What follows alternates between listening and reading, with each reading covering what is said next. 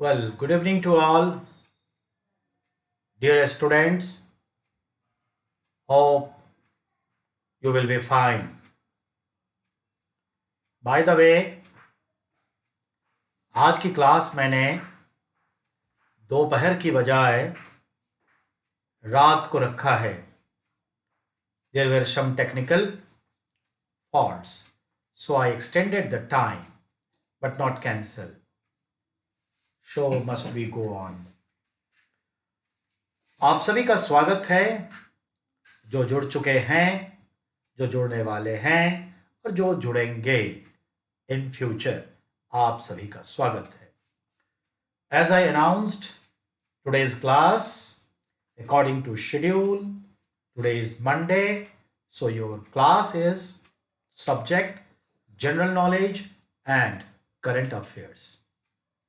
General knowledge हम आज media के कुछ पहलुओं पर बात करेंगे और करंट अफेयर्स में मार्च मंथ में 6th, 7th, 8th, 9th, 10th मार्च की ओर अग्रसर होंगे, बढ़ेंगे. So let's start everyone, and one thing more, free trial class. This is today's last free trial class. 21st अप्रैल से 27th अप्रैल आज तक के लिए ये फ्री ट्रायल क्लास था. जब आप कल ओपन करेंगे हमें क्लास देखने के लिए, तो ऑब्वियसली वहाँ पर एक पे नाउ का ऑप्शन आएगा और वहाँ पेमेंट करने के बाद आप एडमिटेड हो जाएंगे और फिर आप क्लास रेगुलर देखेंगे. आपके पास नोटिफिकेशन हर चीज़ की जाती रहेगी.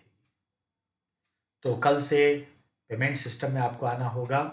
पर हाँ, जो नए स्टूडेंट्स हैं उनको हम 2 दिन के लिए ट्रायल देते रहेंगे. 2 दिन का ट्रायल, या फिर जो ऑलरेडी हमारे वेब पेज पर इतने सारे वीडियोस हैं और हम कंटिन्यू अपलोड करते रहेंगे, तो उसे ट्रायल के रूप में आप देख सकते हैं. ठीक है, तो ये याद रखिएगा. हमारा जो क्लास है उसके कुछ footage time to time YouTube से भी लिंक होते रहेंगे और यूट्यूब पे हमारे कुछ अलग से वीडियोस जारी होते रहते हैं, उसको आप वॉच कर सकते हैं.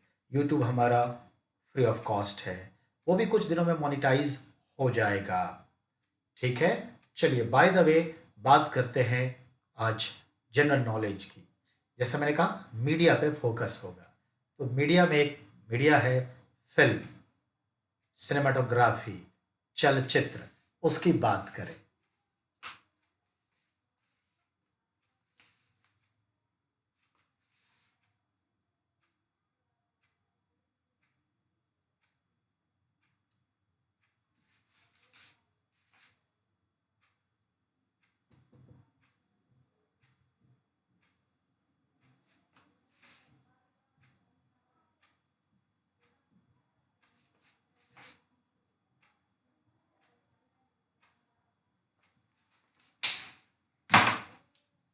तो आज की क्लास जनरल नॉलेज और उसमें हम मीडिया में फिल्म की बात करें.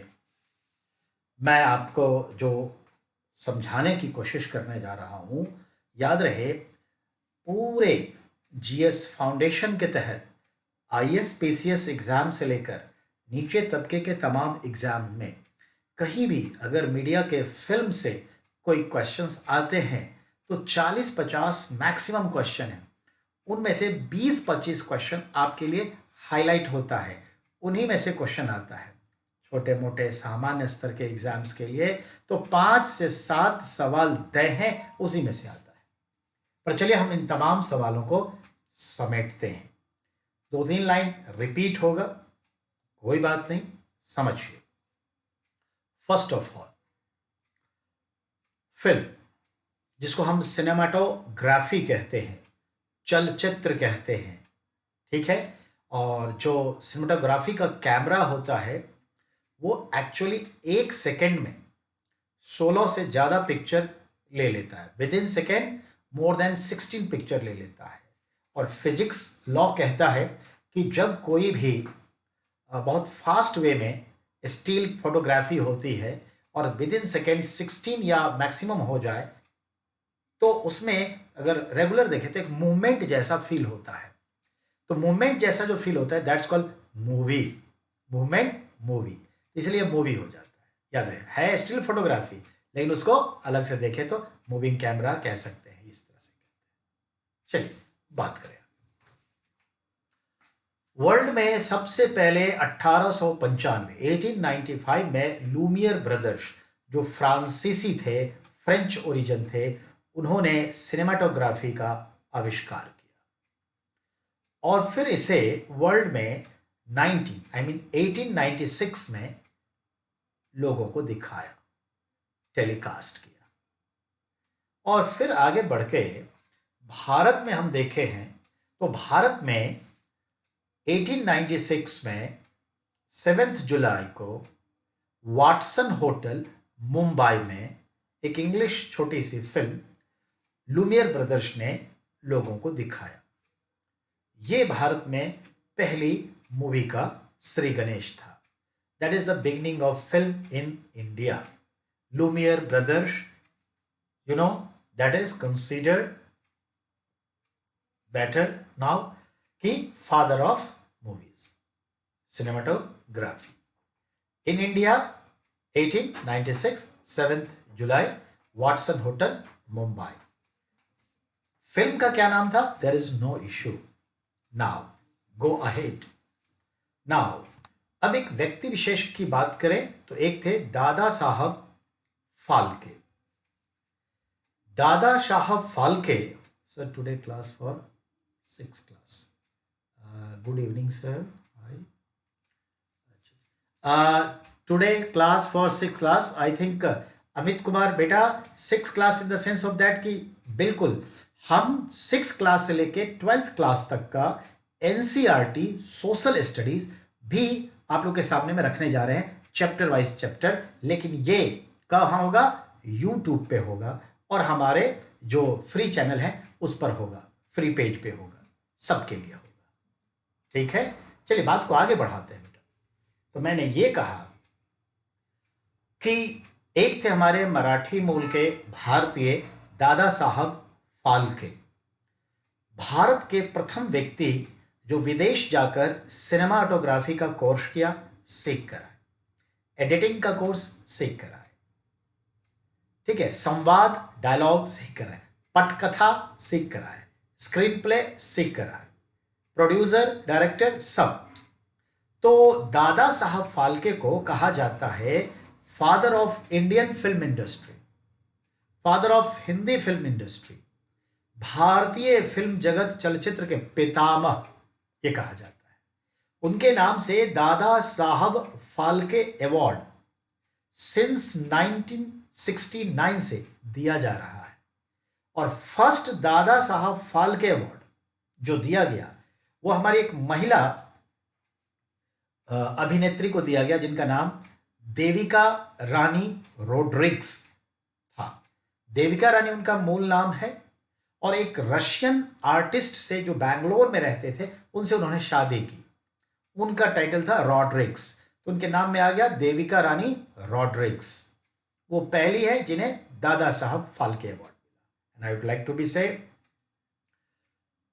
फिल्मी दुनिया में लाइफ टाइम अचीवमेंट के लिए, I mean a big contribution के लिए ये अवार्ड दिया जाता है, भारत सरकार की तरफ से दिया जाता है। चलिए ये पॉइंट तो हो गया। तो दादा साहब फाल्के ने राजा हरिश्चंद्र नाम की हिंदी फिल्म बनाई और इस फिल्म को उन्होंने 1912 में बना लिया, पर इसे टेलीकास्ट कब किया?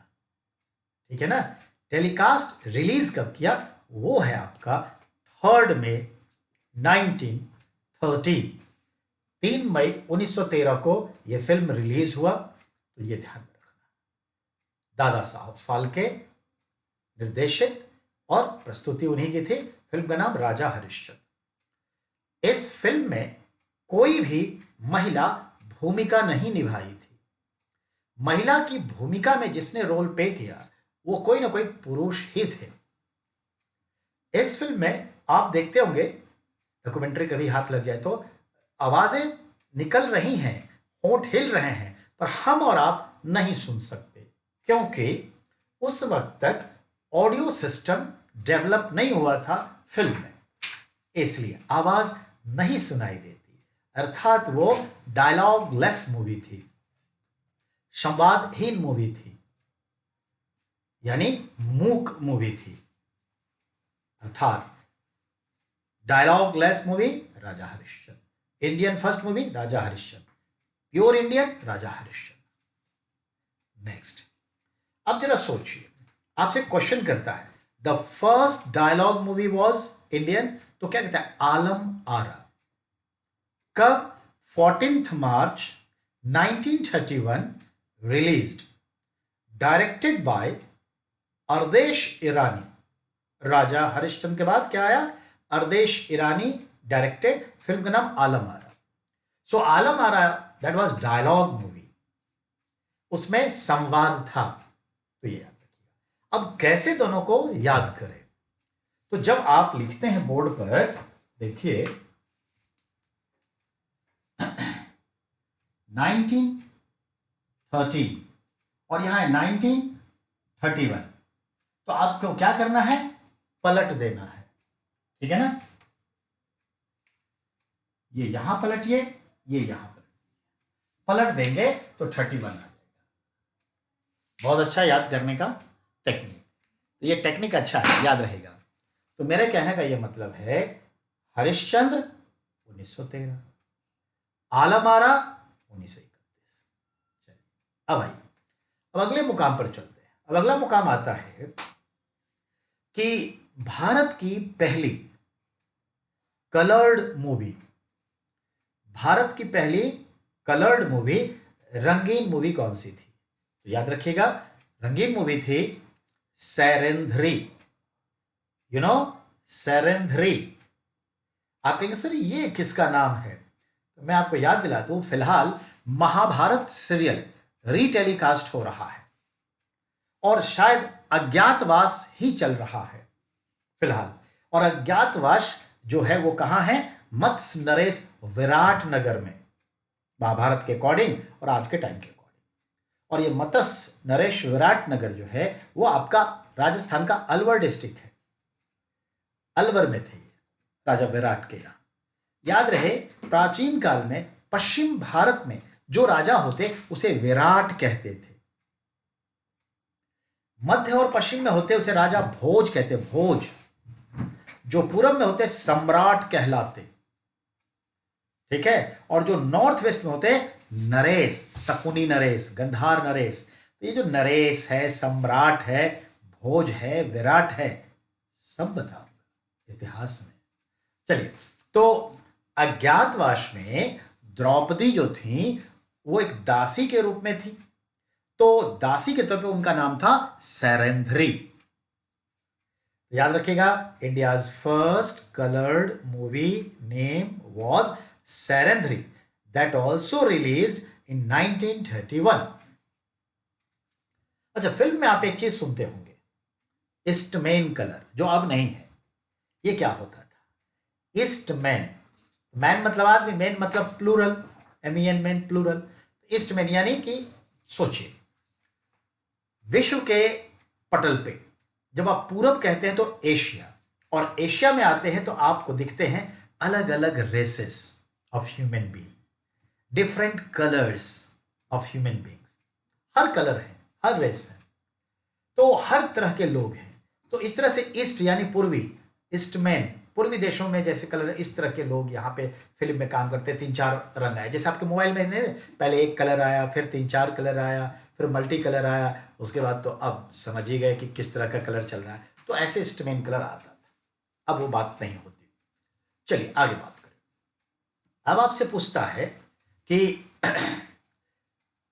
वह भारतीय फिल्म जिसमें सबसे ज्यादा गाना, गीत था, तो आप क्या इमेजिन कर सकते हैं? 2, 4, 10, 20, 25, 30, 40, 50? नहीं जनाब, 71 गाने थे इंद्र सभा में। जब इंद्र की ही सभा है तो संगीत और नृत्य तो होंगे ही, तो मुझे लगता है वो गाने का एल्बम है, उसमें कुछ कहानी दे दिए होंगे। ठीक है, तो याद रखिएगा सवाल, भारतीय फिल्म इंडस्ट्री में वह फिल्म अब तक के इतिहास में जिसमें सबसे ज्यादा संगीत माने गाने दिए गए, सॉन्ग्स, तो बोलेगा इंद्रसभा 71 गाने। चलिए, एक बात ये हो गई। अब आपसे पूछता है भारत का वह फिल्म जो सबसे पहले गोल्डन जुबली सेलिब्रेट किया, ठीक है, गोल्डन जुबली, तो वो है तुकाराम, संत तुकाराम मूवी। ये भी आपका क्वेश्चन आ चुका है। अब आता है भारतीय इतिहास का वह फिल्म जो 75 पर्दे का था। आप भी जानते हैं 75 नहीं 70 पर्दे का। तो याद रखिएगा sir, what is meaning of telecast? बेटा टेलीकास्ट, टेली मतलब दूर और कास्ट मतलब किसी चीज को दिखाना, भेजना, कास्ट करना। तो दूरदर्शन जैसे होता है ना, दूर से ही कोई चीज को आप देखते हैं, ये मतलब है। Hi sir, I am Vanshu. Hi Vanshu, how are you? Welcome welcome. Good evening बेटा everyone. Sir today class for 6। Okay okay okay, good evening sir. What is meaning of telecast? Telecast मतलब दूर से ही किसी चीज को कास्ट करना, दिखाना। जैसे दूरदर्शन है ना, वो सब टेलीकास्ट ही हो रहा है। और जब ब्रॉडकास्ट वर्ड आ जाए, ब्रॉडकास्ट, तो दूर रहते हुए ही आप जो है वाणी, ध्वनि संकेत देते हैं। जैसे रेडियो ब्रॉडकास्ट करेगा, माइक पे, लाउड स्पीकर पे ब्रॉडकास्ट किया जाता है जब शब्द वाणियों से होते हैं। और जब दृश्य आएगा तो टेलीकास्ट कहा जाता है। टेलीविजन आ गया तो टेलीकास्ट हो गया। तो ये चीज है। Come to the point. अब आता है भारतीय इतिहास का पहला फिल्म जो 70 पर्दे पर आया। तो याद रखिएगा that was Sholay. Sholay film 1975 की बनी हुई है, ये ध्यान में रखिएगा।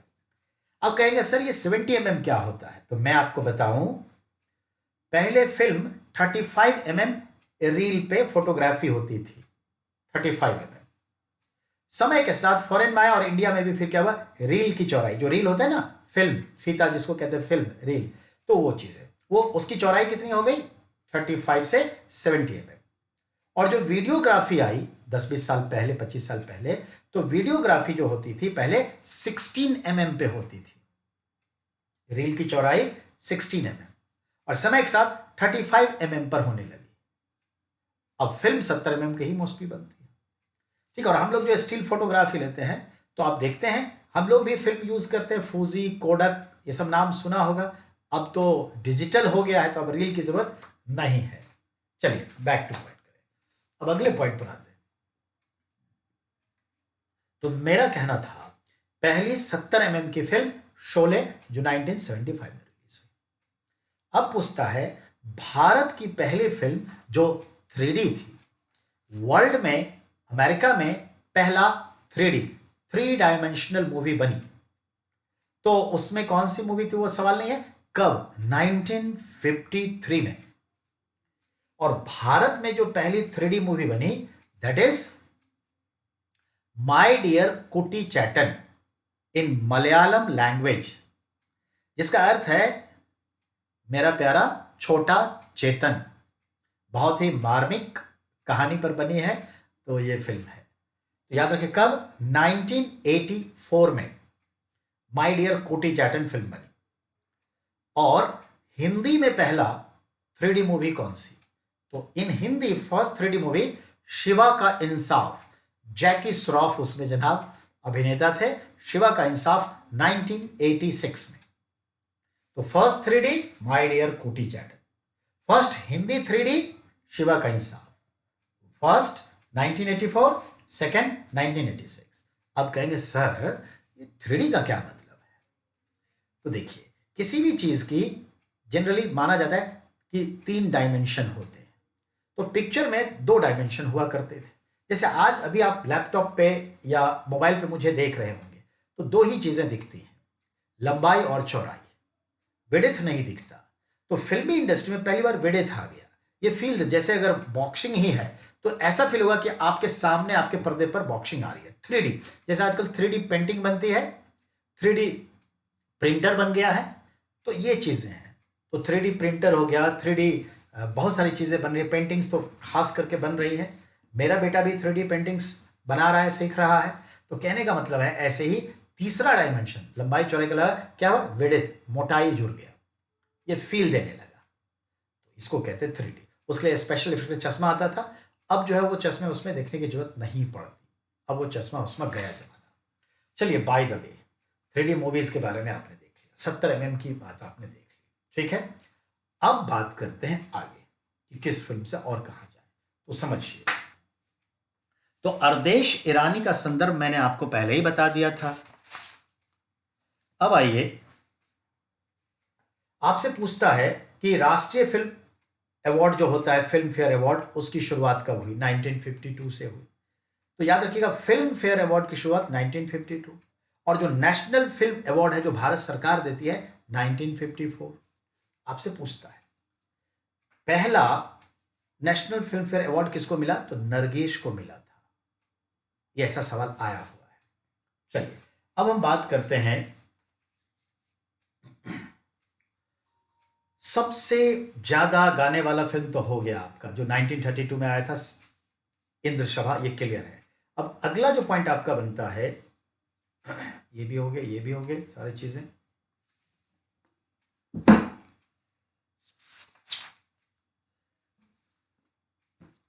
आइए, फिल्म के ऊपर 2-3 बातों को और ध्यान दीजिए जो जनरली आपसे पूछता है। भारत में फिल्म से जुड़े अवार्ड, तो इस तरह से देखें, 1954 में गवर्नमेंट ऑफ इंडिया ने अवार्ड सिस्टम की शुरुआत करते हुए एक अवार्ड घोषित किया जिसको कहते हैं राष्ट्रीय फिल्म समारोह भी मनाते हैं और राष्ट्रीय फिल्म पुरस्कार दिया जाता है, नेशनल फिल्म अवार्ड। 1954 से शुरुआत हुई। आजकल करीब 17-18 वर्षों से साल में एक बार आयोजन होता है और एक पर्टिकुलर जगह पे ही होता है जो पणजी, गोवा में होता है, नवंबर के महीने में होता है। इस बार भी हुआ था, ये याद रखिएगा, ठीक है। अब आइए, दादा साहब फाल्के अवार्ड हमारे फिल्म इंडस्ट्री की मोस्ट प्रीसियस अवार्ड है, सबसे बड़ा अवार्ड है, ये याद रखिएगा, दादा Saheb Phalke. Life time achievement के लिए फिल्म में कंट्रीब्यूशन के लिए दिया जाता है, चाहे आप सिंगिंग में हो, डायरेक्शन में हो, प्रोड्यूसर के तौर पे हो, फिल्म में नायक नायिका की भूमिका निभाए हो, विलेन की ही क्यों ना निभाए हो, फिल्म इंडस्ट्री से कंट्रीब्यूशन है, स्क्रीन प्ले राइटर वगैरह कुछ भी रहे हो। अब आइए, भारत में ये तो आपने देखा, अब ये चीज को समझिए, भारत में जो हिंदी फिल्म इंडस्ट्री है उसे आप क्या कहते हैं? आपको पता है, बॉलीवुड। कहां है? बॉम्बे में है, यानी मुंबई में। दूसरा, भारत में जो पंजाबी फिल्म इंडस्ट्री है, जो हरियाणा और पंजाब के पृष्ठभूमि पर उस भाषा में जो फिल्म बनती है, उसको क्या कहते हैं? इसको कहते हैं Pollywood. Pollywood, POLYWOOD, Pollywood, Punjabi Haryanvi film industry. तीसरा, जो बांग्ला फिल्म इंडस्ट्री है, असमिया फिल्म इंडस्ट्री है, यानी बांग्ला, असमिया, पूर्वी भारत, खासकर बांग्ला को आप फोकस करिए, उस फिल्म इंडस्ट्री को क्या कहते हैं? तो कोलकाता में एक छोटा सा टाउनशिप है जिसका नाम है टॉलीगंज, ठीक है, टॉलीगंज। तो टॉलीगंज के आधार पर उसको कहते हैं टॉलीवुड। अब आता है साउथ इंडिया की जो फिल्म इंडस्ट्री है, स्पेशली तमिल भाषा की, आंध्र भाषा की, केरला की, मलयालम भाषा की, यानी साउथ इंडियन फिल्म इंडस्ट्री को, तो उसको मद्रास सेंट्रलाइज है और उसको कहते हैं कॉलीवुड। तो साउथ इंडिया का Kollywood, Bangla film industry Tollywood, Punjabi film industry Bollywood, Hindi film industry Bollywood. तो बच क्या गया? भोजपुरी इंडस्ट्री। तो भोजपुरी फिल्म इंडस्ट्री को कहते हैं जॉलीवुड। तो ये भी समझ के, यहां भी क्वेश्चन आया हुआ था और आएगा, उसको जॉलीवुड कहते हैं। अब आ जाते इधर से बाहर, फॉरेन में चले तो फॉरेन में आपका है अमेरिका, और अमेरिका और पूरे वेस्टर्न यूरोप सबको लेके हम लोग विदेशी जो है उसको जनरली एक शब्द दे देते हैं अमेरिका और फॉरेन को लेकर के, क्या देते हैं? हॉलीवुड। एक्चुअली अमेरिका के वेस्टर्न कोस्ट पर एक प्रोविंस है कैलिफोर्निया, और कैलिफोर्निया की राजधानी है लॉस एंजलिस। लॉस एंजलिस जो है फिल्म इंडस्ट्री के लिए जाना जाता है। वहां पर कभी कोई जंगल रहे होंगे, उस जंगलों को साफ करके शहर बसता चला गया, फिल्म नगरी के तौर पे भी डेवलप हो गया, उस जंगल के आधार पर उसका नाम पड़ गया क्या, हॉलीवुड। तो हॉलीवुड इंडस्ट्री का कोई पर्टिकुलर एरिया, लॉस एंजलिस में कोई पर्टिकुलर एरिया, तो आप जनरली क्या कहते हैं, बेवर्ली हिल्स, याद रखिएगा, बेवर्ली हिल्स। यहाँ पे तो बहुत सारे हैं, खंडाला हिल्स है, नहीं बंजारा हिल्स है, रायसीना हिल्स है, नहीं वहां पे दो hills important, Capitol Hills, Beverly Hills, याद रखिएगा। American film industry known as Hollywood, where Beverly Hills, Los Angeles, California, western coast. California तो वैसे सिलिकॉन वैली है, वर्ल्ड का फर्स्ट सिलिकॉन वैली, इसलिए हम बैंगलोर को भारत का कैलिफोर्निया, भारत का सिलिकॉन वैली कह देते हैं। उसकी राजधानी की बात हो रही है, याद रखिएगा 1929 में मोशन पिक्चर्स एकेडमिक अवार्ड यानी कि ऑस्कर अवार्ड की शुरुआत हुई, और ऑस्कर अवार्ड जो है हॉलीवुड देती है। जनरली ये फरवरी मार्च के महीने में दिया जाता है, और ये बेवर्ली हिल से दिया जाता है। ये पूरे विश्व का, फिल्मी दुनिया का सबसे बड़ा अवार्ड माना जाता है, एकेडमिक अवार्ड कहिए या फिर आप कहिए ऑस्कर अवार्ड। चलिए ये भी पॉइंट समझ गए। ऐसे ही फ्रांस में शहर है कांस फिल्म इंडस्ट्री। तो कांस फेस्टिवल लगता है, जैसे अपने यहाँ होता है ना international film festival of India, जो पणजी में मैंने बात करी, ऐसे ही कांस फिल्म कहाँ है, तो लोकार्नो, ऐसे ही है लोकार्नो फिल्म, ये कहाँ है, स्विट्जरलैंड। ऐसे ही मास्को फिल्म फेस्टिवल लगता है रसिया में। ऐसे ही बर्लिन फिल्म फेस्टिवल लगता है ऑब्वियसली जर्मनी में, ठीक है। ऐसे ही आपका एक लगता है फिल्म से कैटोविश फिल्म फेस्टिवल लगता है पोलैंड में। ये टेक्नोलॉजी के पॉइंट ऑफ व्यू से है, ये सब यूपीएससी पूछता है। इसका इंपॉर्टेंस क्या है, तो तकनीकी और वैज्ञानिक पहलुओं को आधार बना के जो फिल्म का मेला लगता है, कैटोविस फिल्म फेस्टिवल। ऐसे ही आपका है मोंटे कार्लो, ऑब्वियसली ये मोनाको में लगता है। चलिए ये तो आप समझ गए, भारत के संदर्भ में समझ गए, दादा साहब फाल्के अवार्ड समझ गए, ये तो समझ गए। अब आते हैं, क्या किसी भारतीय को ऑस्कर अवार्ड मिला, तो ध्यान रखिए, हाँ, भारत में पहली बार जो ऑस्कर अवार्ड किसी को मिला तो वो शख्स कौन था या कौन थी, भानु अथैया। और भानु अथैया को गांधी फिल्म में कॉस्ट्यूम डिजाइन के लिए ऑस्कर अवार्ड मिला। भारतीय तो थी वो, लेकिन सवाल ये है कि भानु अथैया को जो मिला है जिस फिल्म के लिए, वो फिल्म इंडियन नहीं थी, इंग्लैंड ने इस फिल्म को बनाया था, इंग्लैंड के व्यक्ति विशेष ने अपना बनाया था, जिसमें रिचर्ड एटनबरो जो थे, जो आप भी जानते हैं इस फिल्म को बनाए थे, और बेन किंग्सले ने इसमें गांधी की भूमिका निभाई थी, चरित्र उसमें मिला था। पर चलिए, first Indian, is any second Indian, हाँ, आफ्टर 7 years लेटर 1984 में ये मिला, उसके बाद 1982 में तब ये मिला। तो वो कौन, तो वो है सत्यजीत रे। ये भी क्लियर हो गया। अब बात आगे बढ़ा है, ऑस्कर को जाने दीजिए, कौन कौन जीता, बहुत लोग जीत चुके हैं, जाने दीजिए। बात करते हैं, ऐसे ही एक ब्रिटेन का अवार्ड है बाफ्टा, ठीक है ना। बाफ्टा अवार्ड जो है वो उसे कहा जाता है क्या, ब्रिटेन का या यूरोप का Oscar, British academy of film and television arts. BAFTA भी इंपॉर्टेंट अवार्ड होता है, लेट इट गो। तो चलिए, ये तो हो गया अवार्ड से, भारत के फिल्म से। अब हम सब्जेक्ट को बदलें, अब मेरा टॉपिक बदल रहा है। अब टॉपिक हमारा है दूरदर्शन, टेलीविजन। अब टेलीविजन पे आपके 7-8 सवाल तय हैं, बढ़िया सवाल है, आता है।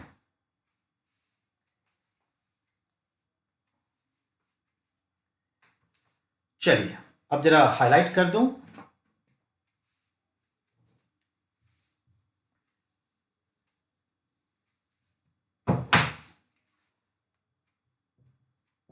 टीवी,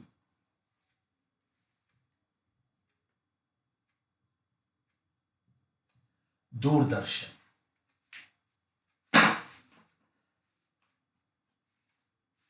टेली यानी दूर, विजन यानी दृश्य, दर्शन, टेलीविजन, दूरदर्शन। लुक, जे.एल. ब्रेयर्ड ने टेलीविजन का इन्वेंट किया 1930s के डिकेड में इन यूएसए। लेटर ऑन ये भारत में कब आया? तो भारत में दूरदर्शन का आरंभ 15 सितंबर 1959 at New Delhi, capital of India, first time telecast. सवाल, ये तो कॉमन है, जे.एल. ब्रेयर्ड ने किया। टेलीविजन का आविष्कार अमेरिकन थे, 1930s के डिकेड में किया। अब दूसरा सवाल ये बना, भारत में दूरदर्शन की शुरुआत कब हुई? यह अच्छा सवाल है। तो engineers day, national engineers day 2006 से हम लोग क्या मनाते हैं? 15 सितंबर, जो इंडिया के फर्स्ट, वो भी सिविल इंजीनियर, मोक्षगुंडम विश्वेश्वरैया थे, उनके जन्मदिन पर मनाते हैं नेशनल इंजीनियर्स डे 15 सितंबर। याद रखने का आसान तरीका है, 15 सितंबर 1959 को भारत के नई दिल्ली में दूरदर्शन का आरंभ हुआ। एक पॉइंट क्लियर। अब दूरदर्शन पर आइए। पहले तो ब्लैक एंड व्हाइट ही था। अब इस दूरदर्शन की गति को देखें। अब आपका आता है कि दूरदर्शन पर जो उद्घोषिका या उद्घोषिकाएं होती हैं, जिसको आजकल radio jockey, video jockey, television jockey नाम दे देते हैं। मेरे कहने का मतलब है, जो उद्घोषक या उद्घोषिकाएं जो आपको प्रोग्राम से परिचित करवाते हैं, बीच बीच में आपको समझाते हैं और फिर वो छिप जाते हैं और कहते हैं ये गाना सुनिए, ये पिक्चर देखिए, ऐसे। भारत के दूरदर्शन के इतिहास का प्रथम उद्घोषिका या उद्घोषक कौन थे या कौन थी? तो वो थी प्रतिमा पुरी। आया हुआ सवाल है। प्रतिमा पुरी जो एक महिला का नाम है, वो भारत की प्रथम उद्घोषिका हुई। मेल फीमेल में पहले वही।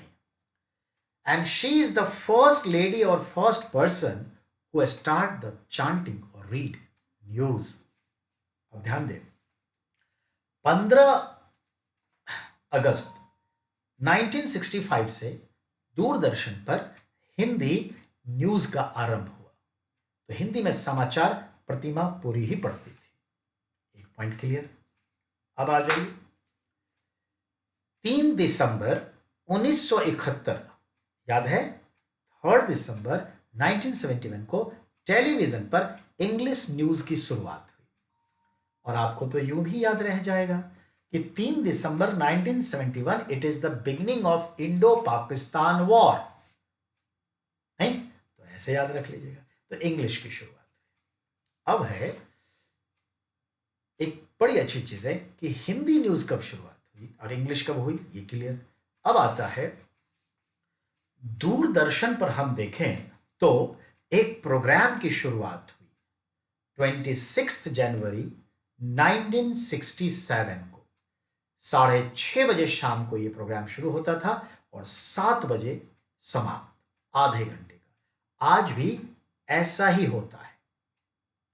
अभी आधे घंटा होता है या 1 घंटा, वो मैं नहीं कंफर्म हूं, पर time of the beginning is same, 6:30 PM, जिसका नाम है कृषि दर्शन।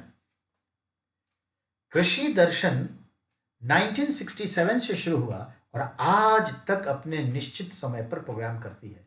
अर्थात 53 years has been completed and continuously telecast. So when the question arises, भारतीय दूरदर्शन पर सबसे पुराना कार्यक्रम कौन सा है, तो आपका जवाब क्या होना चाहिए? यही होना चाहिए, अर्थात कृषि दर्शन। कई बार आ चुका है इधर। अब आ जाइए, अब देखें हम तो भारत के दूरदर्शन पर जो है पहला सोप ओपेरा कौन सा था? जवाब मिलता है हम लोग। जो बुजुर्ग होंगे अपने गार्जियन से पूछिएगा, वो जरूर आपको बता देंगे। हाँ, सोप ओपेरा में दिक्कत हो सकती है, तो वो मैं बता देता हूं। अमेरिका के टेलीविजन के इतिहास में जब साबुन का एक एड आया था टेलीविजन पर, भारत में तो टेलीविजन पर एड की शुरुआत 67-68 के आसपास हुई थी, 1967-68। तो अमेरिका के टेलीविजन पर जब एक साबुन का प्रचार एड आया था, एडवर्टीजमेंट, तो उस साबुन को बहुत लोग देखा, एड को, याद है ना, बहुत सारे लोग एड देखे, भीड़ जुटा लेती थी। यकीन मानिए, आज भी जब कभी भी लिरल साबुन का एड देता है तो कैसे लोग देखते थे। और हम लोग जब जिस समय के थे उस समय में टेलीविजन हम लोग के गांव घर में इंट्रोड्यूस हुआ था, तो स्वाभाविक है बहुत लोग जुटते थे, नायाब चीज था। और एड वैड जो कुछ भी है सब देखते रहते थे, विज्ञापन उपायन सरकार का सब पढ़ लेते, सब देख लेते थे, मतलब कुछ देखना है, ये चीजें थी। तो पहला एड था साबुन का, सोप का, और वो बहुत भीड़ जुटा है।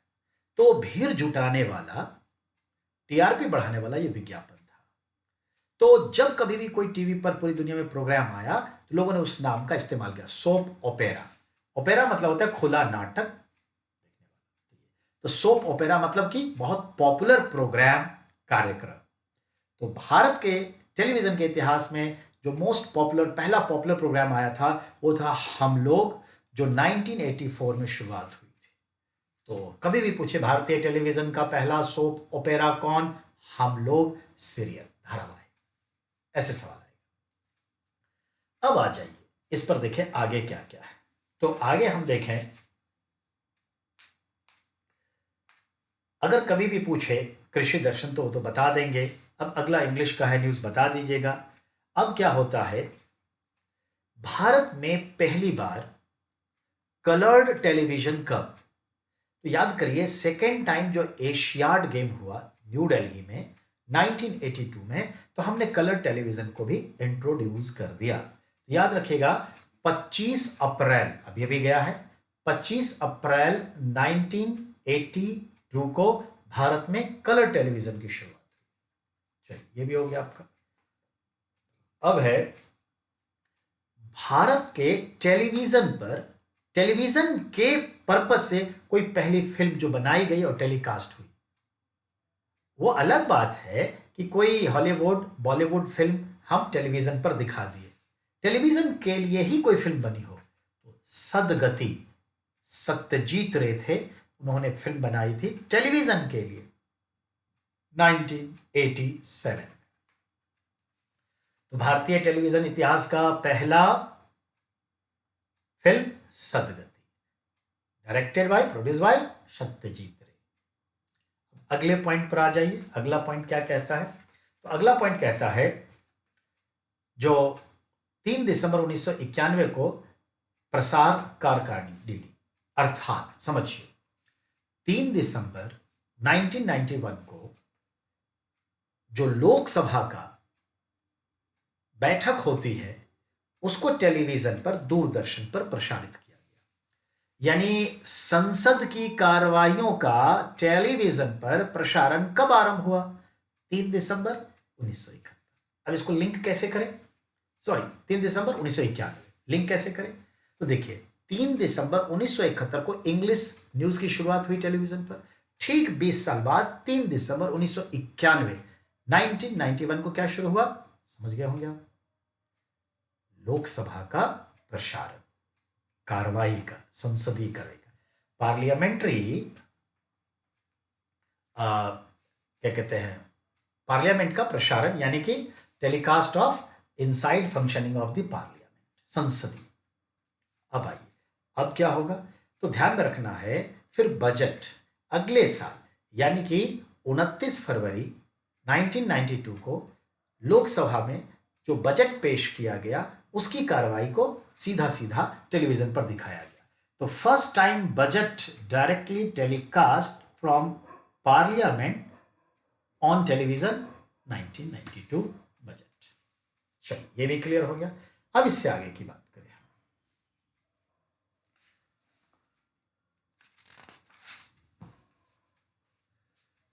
तो दूरदर्शन से रिलेटेड इतनी बातें होंगी।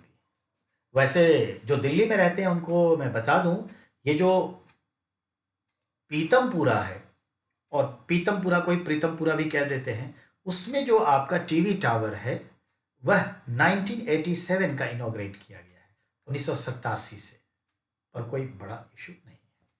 तो टेलीविजन क्लियर, फिल्म क्लियर। चलिए रेडियो की बात करें। आपको भी मालूम है रेडियो का इन्वेंट मार्कोनी ने किया, ठीक है, 1896 के आसपास किया। अब है इस रेडियो को देखते हैं, अमेरिका में पब्लिश्ड हुआ, अमेरिका में, तो वो कब, तो जनरली क्या है कि 1927 के आसपास अमेरिका में रेडियो चला। भारत में भी रेडियो आ गया। भारत में जो रेडियो आया 1927 में इंट्रोड्यूस हुआ। Radio introduced in India in 1927 and in 1936 you know गुरुदेव, विश्व कवि गुरु रविंद्रनाथ टैगोर, उन्होंने रेडियो को एक नाम दिया, आकाशवाणी। तो 1936 में गुरु रविंद्रनाथ टैगोर ने रेडियो का नाम आकाशवाणी दिया। ठीक है, अब जब हम आजाद हुए तो हमारा जो रेडियो था, रेडियो को 1956 में देखते हैं, ऐसे तो आजादी के बाद एक नाम दे दिया जिसको हमने कहा ऑल इंडिया रेडियो, AIR। और फिर हमने सोचा कि क्यों ना गुरुदेव की जो बहुत पॉपुलर नाम था आकाशवाणी, वो भी डाल दें। तो इसलिए आप सुनते होंगे ये ऑल इंडिया रेडियो आकाशवाणी है। तो याद रखिएगा 1956 में रेडियो का नाम आकाशवाणी फिर से रख दिया गया, और ऑल इंडिया रेडियो तो है, ये याद रखिएगा। ठीक है, तो रेडियो की भी बात हो गई। अब हम बात करें भारतीय संदर्भ में पोस्टल सर्विस की, इंडियन पोस्टल सर्विस। तो सबसे पहले देखें पोस्ट ऑफिस यानी पोस्टल सर्विस, उसके संदर्भ में 3-4 पॉइंट्स बस बताना चाहूंगा कि लॉर्ड डलहौजी जो गवर्नर जनरल ऑफ इंडिया थे 1848 से 1856 तक थे, और उनके समय में बहुत सारे काम हुए। लॉर्ड डलहौजी का नाम ही है फादर ऑफ मॉडर्न इंडिया, आधुनिक भारत का जनक। ये लॉर्ड डलहौजी का नाम है, जो 1848 से 1856 तक गवर्नर जनरल ऑफ इंडिया थे। उनके समय में 1852 में भारत में डाक व्यवस्था स्थापित हुआ, पोस्टल सर्विस। पर वो फेमसली नहीं, वो गवर्नमेंट के साथ ही, एक डिपार्टमेंट से 2 department. But just after 2 years later 1854 Indian postal service commercially start, और 2 पैसे में, 2 आना भी नहीं, 2 पैसे में पूरे भारत में कहीं भी आप डाक भेज सकते थे, चिट्ठी पत्री भेज सकते थे। सिर्फ उसमें 2 पैसे का टिकट लगाया जाता था, जिसका मूल्य 2 पैसा था, टिकट लगाया जाता था। याद रखिएगा 1854 में पूरे भारत में 2 पैसे में डाक टिकट की शुरुआत हुई। ठीक है, ये ध्यान में रखिएगा। डाक टिकट व्यवस्था की शुरुआत हुई, पोस्टल सर्विस की शुरुआत हुई, और 2 पैसे में भारत में कहीं भी चिट्ठी भेजी जा सकती थी, चिट्ठी भेजी जा सकती थी। तो ये बात है। अब अगले पॉइंट पर आ जाए। अब अगला पॉइंट क्या है, तो देखते हैं। आज बहुत सारे चेंजेस हैं, वो आगे की बात है, हिस्ट्री में अपने आप आएगा। तो चलिए ये तो चीज़ देख लिया। अब हम बात करें अलग। अब मेरा एक छोटा सा टॉपिक बदल रहा है। अब टॉपिक क्या है ये समझिए।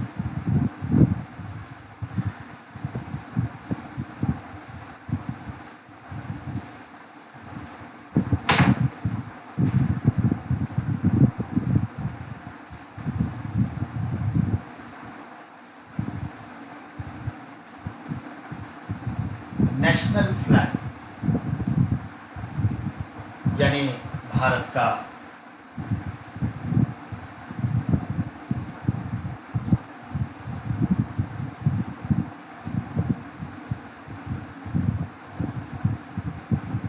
राष्ट्रीय झंडा, हमारा ये फोकस है। ठीक है, यूपीएससी मीनिंग, यूपीएससी मैंने कहा यूनियन पब्लिक सर्विस कमीशन, ये जो हमारे संघ लोक सेवा आयोग है उसका ये इंग्लिश में एब्रीविएशन है, जो आईएएस पीसीएस के लिए लेवल के चीज़ें हैं। तो आईएएस का एग्ज़ाम कंडक्ट करती है जिसको यूपीएससी एग्ज़ाम कह देते हैं, जिसमें आईएएस के लिए, आईपीएस के लिए, एलाइड सर्विसेज के लिए, आईएफएस के लिए, एनडीए के लिए, सीडीएस के लिए एग्ज़ाम कंडक्ट करती है। ठीक है। Hello sir Manish, hi Manish, how are you sir? Sholay movie Amitabh Bachchan, हाँ बेटा Sholay movie Amitabh Bachchan, no doubt Amitabh Bachchan. Well अब आगे बढ़ते हैं, नेक्स्ट पे आइए। नेक्स्ट आपका है भारत का राष्ट्रीय झंडा। बहुत सिंपल बात है, सबकी अंडरस्टैंडिंग है, नो डाउट, पर हम जो बताने जा रहे हैं उसको ध्यान से सुनिए, सवाल आए। समय समय पर हम भारतीयों ने अपने झंडे को अलग अलग रूप दिया, आकार दिया, रंग दिया और अलग अलग उसमें प्रतीक चिन्ह बनाए, लेकिन वो हमेशा क्या कहलाए? भारत का झंडा। और वर्तमान स्वरूप में जो है उसे कब एक्सेप्ट किए उस पर बात करें। तो याद रखें, आज जो ट्राई कलर है, तिरंगा है, वही जो है आज़ादी से पहले हमेशा के लिए भारतीय झंडा था, ऐसा नहीं है। ठीक है, तो गौर फरमाइए। भारत का झंडा प्रतीक है बहुत सारी चीज़ों के लिए, पर हर देश का एक झंडा होता है। यू नो, नॉर्वे नाम का देश है, नॉर्वे स्कैंडिनेवियन लैंड्स में है, जिसे मध्यरात्रि के सूरज का देश कहते हैं, और जहाँ पर वर्ल्ड सीड बैंक है। पूरे 10 लाख से ऊपर वैरायटीज़ के पेड़ पौधों के, फसलों के सीड्स वहाँ इकट्ठा करके रखे गए हैं माइनस टेम्परेचर में, ताकि अगर धरती पर कभी कुछ डिज़ास्टर्स ऐसे आ जाएं कि कुछ भी ना रहे और फिर जीवन की शुरुआत हो, तो इंसान ये पौधे वगैरह कहाँ से लाएगा? तो अगर वो वहाँ तक पहुँच बना लेगा, उस सीड से फिर फसल वसल, पेड़ पौधे सब डेवलप हो जाएंगे। तो सीड बैंक भी है और बहुत कुछ है, जाने दीजिए। यहाँ समझिए, नॉर्वे दुनिया का पहला देश है जिसने अपने देश के लिए झंडा अपनाया, और जापान दुनिया का पहला देश है जो किसी देश के पर्पज से देश का राष्ट्रीय गान अपनाया। ये दोनों चीज़ें हमने इन दोनों देशों से ली, पर ये संविधान में कोई जिक्र नहीं है ऐसा, ये मत सोचिएगा संविधान के अनुसार, पर यहाँ से ली।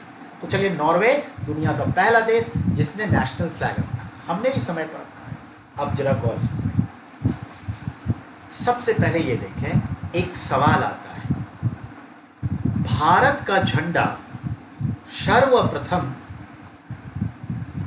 विदेशी भूमि पर किसने फहराया? बहुत अच्छा सवाल है। भारत का झंडा सर्वप्रथम विदेशी भूमि पर किसने फहराया? तो जवाब सुनिए, मैडम भीखाजी कामा 7 अगस्त 22 अगस्त, सॉरी फॉर दैट, 22 अगस्त 1907 स्टुअर्टगार्ट जर्मनी में फहराया, जब इंटरनेशनल कम्युनिस्ट की सभा हो रही थी। तो इंटरनेशनल कम्युनिस्ट कॉन्फ्रेंस के दरमियान भारत का झंडा उन्होंने फहराया। तो बहुत सिंपल क्वेश्चन आता है, विदेशी धरती पर भारत का झंडा सर्वप्रथम कब, कहाँ, किसने फहराया? तो कब? 22 अगस्त 1907। कहाँ? स्टुअर्टगार्ट शहर, जर्मनी, यूरोप। किसने? मैडम भीखाजी कामा ने। याद है ना, मैडम भीखाजी कामा भारत की पहली मेयर भी थी। मेयर का पद होता है ना, मुंबई की मेयर, पारसी समुदाय से थी, और भीखाजी कामा के नाम पे दिल्ली में है ना बीसीपी पैलेस, तो ये चीज़, और उनका बहुत योगदान है। ठीक है, अब आइए सवाल,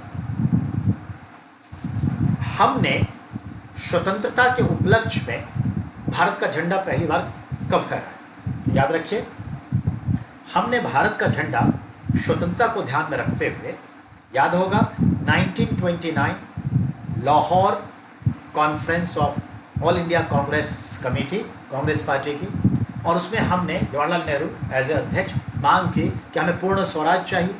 तो for symbolically to demand full sovereignty, Purna Swaraj, तो उन्होंने क्या किया? याद होगा 26 जनवरी 1930 रावी नदी तट लाहौर में भारत का स्वतंत्रता दिवस मनाया गया और झंडा फहराया। तो पूछता है हमने भारत का झंडा सबसे पहले कहाँ फहराया, तो कांग्रेस पार्टी के थ्रू, इस तरह से। ठीक है, अब आ जाइए। अब सवाल है, जब संविधान का निर्माण होने लगा, कॉन्स्टिट्यूशन मेकिंग प्रोसेस चलने लगा, तो उसमें बहुत सारे 13 सब कमेटी बनी थी। उसमें एक सब कमेटी का नाम था फ्लैग कमेटी, और फ्लैग कमेटी के अध्यक्ष कौन थे, जवाहरलाल नेहरू। और फ्लैग कमेटी के संदर्भ में देखते हैं बहुत सारे लोगों ने अपनी अपनी चीज़ें, उनमें फ्लैग कमेटी के संदर्भ में देखें तो 3 कलर्स का जो कॉम्बिनेशन है वो जवाहरलाल नेहरू जी का सुझाया हुआ है। ठीक है ना, 3 colours. Kesariya for sacrifice for nation, हमारे सैकड़ों हजारों लाखों मजदूर, किसान, हर तरह के विद्यार्थी, महिलाएं, बच्चे, बुजुर्ग, क्रांतिकारी, अपने स्वजन से जाने वाले लोग, सब अपनी अपनी भूमिका निभाए, तो उनका जो बलिदान है, उनका जो सेक्रीफाइस है, वो दिखाता है। और भारत की जो धरती, पवित्र सेज की धरती है, उसको दिखाता है केसरिया। और केसरिया उस क्रांतिकारी गतिविधि, उस आग को दिखाता है जो हमारे अंदर आग है आज़ादी की, तो उसको दिखाता है। और वाइट शादगी का दिखाता है, ठीक है, साफ पसंद लोगों के। और जो हरा रंग है, ये पृथ्वी का भी प्रतीक है, हरी भरी धरती का, हरा रंग का। और भारत की भूमि तो वैसे भी अच्छे जलवायु प्रदेश में, तो उसके हरा का। और हमारे साथ मुस्लिम बंधु भी इन चीज़ों को देखा कि वो ना जा करके, बहुत सारे लोग हमारे साथ ही रहे और इसी को अपना देश मानते हुए इसको कंटिन्यू किया, और उस देश के वासी हैं, तो उनका प्रिय रंग हरा है, तो वो भी एक इम्पोर्टेंस डाला गया, तो ये हरा। ठीक है, अब सवाल है कि जो ये तीनों कलर के कॉम्बिनेशन को डिस्क्राइब किया, और फिर जो चक्र है 24 तीली वाला, वो नेवी ब्लू कलर में डाला गया, और उसके पीछे दिया 24 आवर्स रनिंग, यानी प्रगति, भारत की प्रगति को दिखाता है। तो ये चीज़ें कुल मिलाकर के इस झंडे को सिंबॉलिकली बहुत अच्छा बनाया गया, और 3-2 के अनुपात दिए गए, और फिर इस झंडे के संदर्भ में जो है बिल पास हो गया। और फाइनली इस झंडे को Tiranga, tricolour as a national flag के रूप में कब कॉन्स्टिट्यूशन असेंबली ने अडॉप्ट किया, ये पूछिए। तो एडॉप्टेशन का है 22 जुलाई 1947, 22 जुलाई 1947, और इसे कहते हैं आप national flag day because of this. तो राष्ट्रीय झंडा दिवस कब होता है, 22 जुलाई। याद करिए, मैंने पिछली क्लास में भी बताया था कि 22 जुलाई पाई अप्रॉक्सीमेशन डे भी होता है इंटरनेशनली, तो उससे रिलेट कर लीजिएगा। अब आ जाए, भारत का झंडा 2001 से पहले तक जो फहराने वगैरह का नियम था, उसमें यही था कि जो सरकारी संस्थान से जुड़े भवन हैं, उस पर आप सनराइज से लेकर सनसेट तक फहरा सकते हैं। और अगर आप अपने कार्यालय में, अपने रेसिडेंस में फहराना चाहते हैं, तो वो आप ओकेजनली 15 अगस्त पे, 26 जनवरी पे, 2 अक्टूबर महात्मा गांधी के जन्म पर फहरा सकते हैं। पर इसके लिए अमेरिका का पैटर्न हम लोगों ने उठाया, और अमेरिका में क्या है, टोपी सिला लीजिए उस तरह के डिज़ाइन से, झंडे से, टी शर्ट बना लीजिए, पैंट बना लीजिए, बहुत कुछ है। तो कहने का मतलब है वहाँ एक जुनून है नेशनलिज्म का, जो वहाँ तक पहुँच गया। पर हम लोगों ने चाहा कि अगर हम भारतीय झंडा फहराना चाहते हैं, अपनी गाड़ी पे लगाना चाहते हैं, अपने भवन पे लगाना, अपने कार्यालय पे, तो क्यों नहीं। इसके लिए नवीन जिंदल, जो जिंदल इंडस्ट्रीज़ के मेरे ख्याल से डायरेक्टर भी हैं और को चेयरमैन भी हैं, क्योंकि उनकी माँ सावित्री जिंदल चेयर विमेन है जिंदल ग्रुप ऑफ कंपनीज़ की, और भारत की सबसे रिचेस्ट महिला भी हैं जिंदल स्टील। तो जिंदल, नवीन जिंदल, जिनका एक कार्यालय मध्य प्रदेश में है, वहाँ पर उन्होंने झंडा फहराया था और उन पर रोक लग गई, तो केस हो गया और वो गए, लड़े, और 2001 में ये डिक्री लेकर आए, और उसके बाद स्थिति बदल गई। तो बदली हुई स्थिति क्या है, आज क्या है वो समझिए। भारत का कोई भी नागरिक सनराइज से लेकर सनसेट के दरमियान भारत का झंडा, तिरंगा फहरा सकता है, अपने कार्यालय पर, अपने भवन पर फहरा सकता है। लेकिन झंडा फहराने से जुड़े कुछ नियम हैं, इस पे सवाल आते हैं। पहला, झंडा मैला कुचैला फटे ना हो, पहला पॉइंट। दूसरा पॉइंट, झंडा जो है क्लॉथ, कपड़े का हो, फैब्रिक का हो, प्लास्टिक वलास्टिक का नहीं। वो तो ऐसे ही हम खिलौने के लिए 15 वर्ष बच्चे के हाथ में प्लास्टिक का, पेपर का, नायलॉन का थमा देते, नहीं, कॉटन का, यानी कपड़े का, चाहे लिनन क्यों ना हो, कपड़े का, क्लॉथ, ये चीज़। चलिए, अब है झंडा फहरा रहे हैं आप, तो किसी भी सूरत में झंडा सटना नहीं चाहिए, जमीन में गिरा हुआ नहीं होना चाहिए। याद करिए, माँ तुझे सलाम, ऐसा एक गाना आया था और उसमें हमारे AR रहमान, लता मंगेशकर सब ने गाना गाए थे, आवाज़ दी थी। और उसमें घोड़े पर चढ़ा हुआ एक आदमी है जो झंडा गिरा हुआ है उसको उठाता है और अपने उम्मीदों तक पहुंचाता है। इस पर केस हो गया था कि झंडा गिरा कैसे। तो ये दिखाया कि कोई अगर ऐसे गलती कर दिया तो उसको उठा के कैसे, माँ तुझे सलाम इन द सेंस होता है। चलिए, केस चला, उससे कोई मतलब कंट्रोवर्सी। कहने का मतलब है झंडा ज़मीन पर नहीं सटना चाहिए, सनसेट के बाद और सनराइज से पहले नहीं फहराना है, उतार देना है। ठीक है, चलिए अब सवाल, झंडा फहराने से रिलेटेड और झुकाने से संबंधित समझिए। अगर झंडा उल्टा फहराया गया है भारत सरकार के द्वारा, तो इसका यह मतलब है कि देश पर असीम संकट है। याद रहे, उल्टा झंडा फहराना देश पर बहुत बड़े संकट को बताता है। आज तक ऐसी नौबत नहीं आई है, पर यह नियम है। अब आइए, झंडा कब कब झुकता है, और झुकता है तो पूरा नहीं, आधा, शाम होने पर उतार लिया जाता है। तो झुकता कब है, ध्यान से सुनेंगे। अगर प्रेसिडेंट ऑफ इंडिया, अगर वाइस प्रेसिडेंट ऑफ इंडिया, अगर प्राइम मिनिस्टर ऑफ इंडिया का डेथ हो जाए और जितने दिन तक मौन घोषित किया है, शोक घोषित किया है, राष्ट्रीय शोक, तो पूरे देश की सीमा के भीतर झंडा झुका रहेगा। और हमारे जितने एम्बेसीज हैं दुनिया में, उन सब के एम्बेसी के कैंपस के भीतर भी झंडा झुका रहेगा। आधा, पूरा झंडा कभी नहीं झुकता, आधा झुका रहेगा, ये मतलब। अब आइए, Lok Sabha speaker, chief justice of India का पद पे रहते हुए मृत्यु हो जाए और मौर्न डे घोषित किया 2 दिन 3 दिन जो भी, तो याद रखिएगा, कहा तो देश की राजधानी में झंडा झुकेगा। ठीक है, याद रखिएगा, आधा। आइए, अगर कोई सेंट्रल कैबिनेट रैंक के मिनिस्टर की मृत्यु हो जाती है, मौत, मृत्यु, हत्या, जो भी कहिए, वध, जो भी कहिए, हो जाती है, तो याद रहे, झंडा देश के कैपिटल यानी न्यू दिल्ली और हर स्टेट के और यूनियन टेरिटरी के कैपिटल में झंडा आधा झुकेगा। क्लियर? आइए,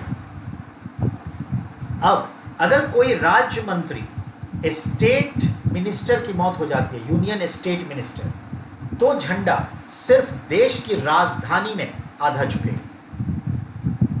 अब आइए, किसी राज्य के मुख्यमंत्री और गवर्नर की मौत हो जाती है, तो झंडा उस राज्य में पूरा का पूरा आधा झुकेगा, जितने दिन तक मौन यानी शोक घोषित किया है।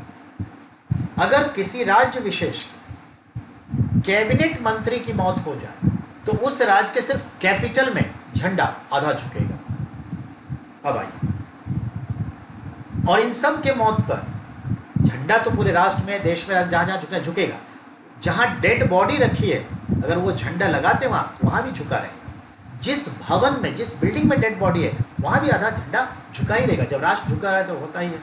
अब अगर इस मृत्यु वाली दुर्घटना जो है 2 अक्टूबर को, 15 अगस्त को, 26 जनवरी को हुआ है, होता है, तो याद रहे, झंडा सिर्फ और सिर्फ उसी जगह आधा झुका रहेगा जिस भवन में वो डेड बॉडी फिलहाल रखा हुआ है, और जिस स्थान पर उस डेड बॉडी का फ्यूनरल यानी दाह संस्कार किया जा रहा है, वहीं आधा झुकेगा। और पूरे देश में कहीं नहीं झंडा फहराता रहेगा। अगर मौत 15 अगस्त, 26 जनवरी या 2 अक्टूबर को हुई है तो ये झंडा से जुड़ा नियम है। ठीक है, 10 मिनट्स मोर, तो ये चीज़ है। ठीक है, अब अगले पॉइंट पर है। ठीक है, तो चलिए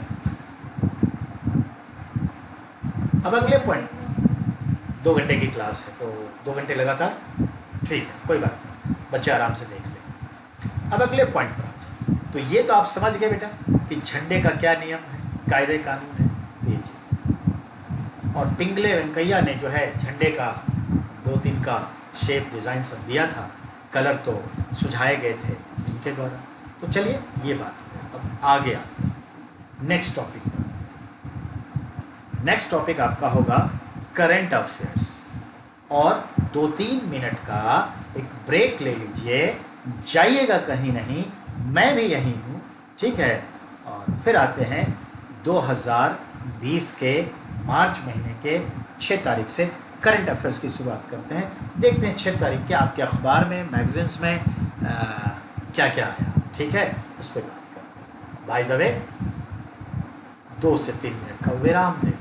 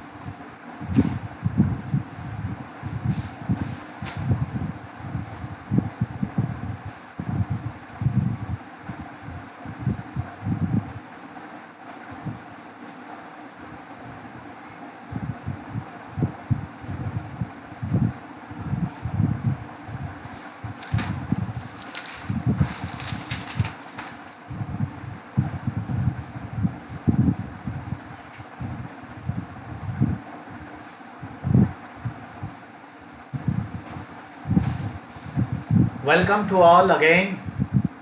जुड़ जाइए, शुरुआत करेंगे, कुछ बात करेंगे करंट अफेयर्स पे, दिन रात करेंगे। क्या आइए, आ जाइए।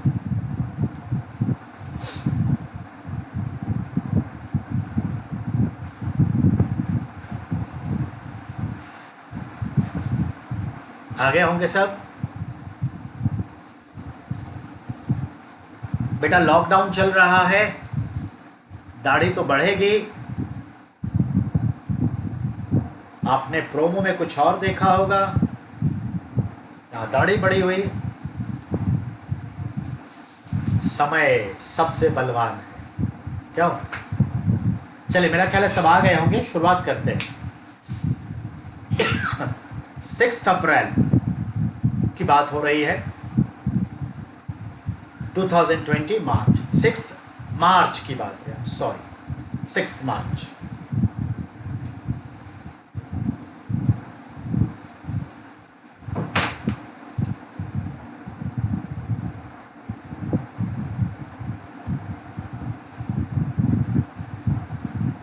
करंट अफेयर्स,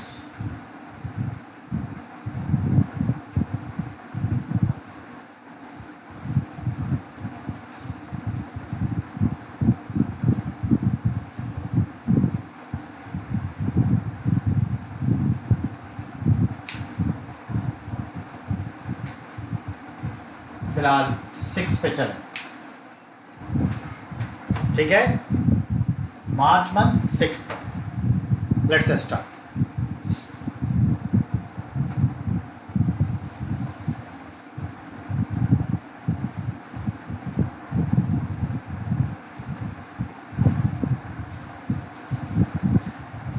भारत सरकार यूजीसी, यूनिवर्सिटी ग्रांट कमीशन के माध्यम से, जिसकी स्थापना राधा कृष्णन एजुकेशन कमेटी के सिफारिश पर 1953 में हुई थी।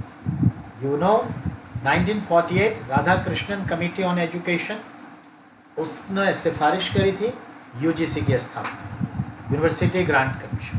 तो यूजीसी के माध्यम से भारत सरकार भारत के तमाम विश्वविद्यालयों में से नो टू ड्रग्स कैंपेन की शुरुआत कर चुके हैं और बहुत जगह शुरुआत हो रही है।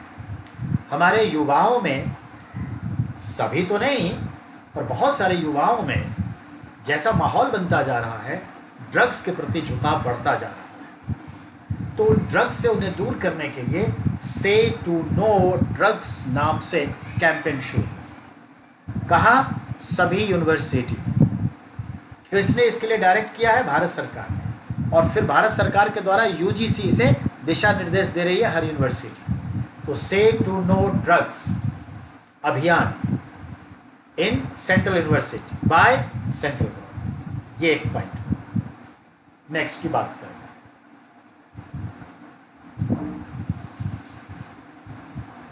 जैसा कि आप जानते हैं, अमेरिका, अगला पॉइंट है, अमेरिका के राष्ट्रपति जब किसी देश की यात्रा पर जाते हैं, उड़ते हैं, तो उनकी जो सिक्योरिटी होती है, 3 बोइंग विमान एक साथ चलता है, सारे इक्विपमेंट, सारे सामान होते हैं, मिसाइल हमले से प्रोटेक्शन वाले सारे सिस्टम होते हैं। उनके विमान को प्रोटेक्ट करने के लिए 2 फाइटर प्लेन चल रहा होता है, ठीक है? ये सब चीज़ें हैं, सारे तामझाम हैं, नो डाउट। अभी अभी लगभग 1200 करोड़ रुपए का ऐसा ही एक समझौता भारत सरकार ने अमेरिका के साथ, बोइंग के साथ किया है, जो भारत सरकार के प्रधानमंत्री, राष्ट्रपति, उपराष्ट्रपति को उड़ने वाले जो 3 जहाज़ों का बेड़ा है, उसे, जो प्रधानमंत्री जिससे जाते हैं, उसे जो है इस तरह से एंटी मिसाइल प्रोटेक्शन सिस्टम को लगाया जा रहा है और 1-1.5 साल में ये लग के आ जाएगा। तो वही तामझाम यहाँ भी होगा और ठीक है, देश अपना बड़ा हो रहा है, बढ़ रहा है, इस वजह से सिक्योरिटी भी इम्पॉर्टेंट है। तो नो इशू, सिक्योरिटी होनी चाहिए। तो याद रखना है। अब आपके सामने आ गया कि ये कब ऐसा हुआ कि स्पेशल विमान है, तो गौर से सुनिएगा। भारत सरकार जब वाजपेयी जी प्रधानमंत्री थे, तभी अमेरिका के बोइंग से समझौता करके भारत के लिए एक विशेष वायु सेवा की शुरुआत करी थी, जिसमें 3 एरोप्लेन होते हैं, बोइंग कंपनी के होते हैं 3, और इन तीनों को नाम दिया गया राजदूत, राजहंस, ठीक है, राजकमल। राजदूत, राजहंस, राजकमल, ये 3 हमारे बोइंग विमान का नाम है जो वायुसेना की देख रेख में चाकन इंटरनेशनल एयरपोर्ट पुणे में रहता है। और इससे सिर्फ 3 लोग या उनके साथ जाने वाले टीम ही यात्रा कर सकते हैं, राष्ट्रपति, उपराष्ट्रपति और भारत के प्रधानमंत्री। तो भारत के प्रधानमंत्री जिससे निकलेंगे, याद रहे, उसके लिए एंटी मिसाइल डिफेंस सिस्टम को डेवलप करने के लिए बोइंग से समझौता हुआ है, अमेरिका से समझौता हुआ है, ये याद रखिएगा। हैरी एस मार्टी, हाय बेटा, how are you, hope you will be fine. Hi Kanchan, how are you बेटा। अमित कैसे हैं, बहुत खूब, बात को आगे बढ़ाते हैं। 35 क्या है? हाय सर, आ गए हैं जी सर, आ गए sir. You are in Facebook? No बेटा, this time I am not in Facebook, this is live class.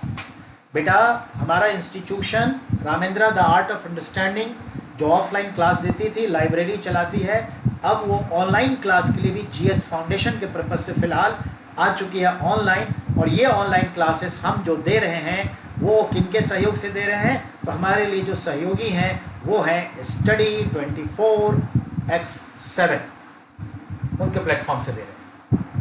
ठीक है, ओके, आगे बढ़ते हैं। हाय आदि, नवलिशा।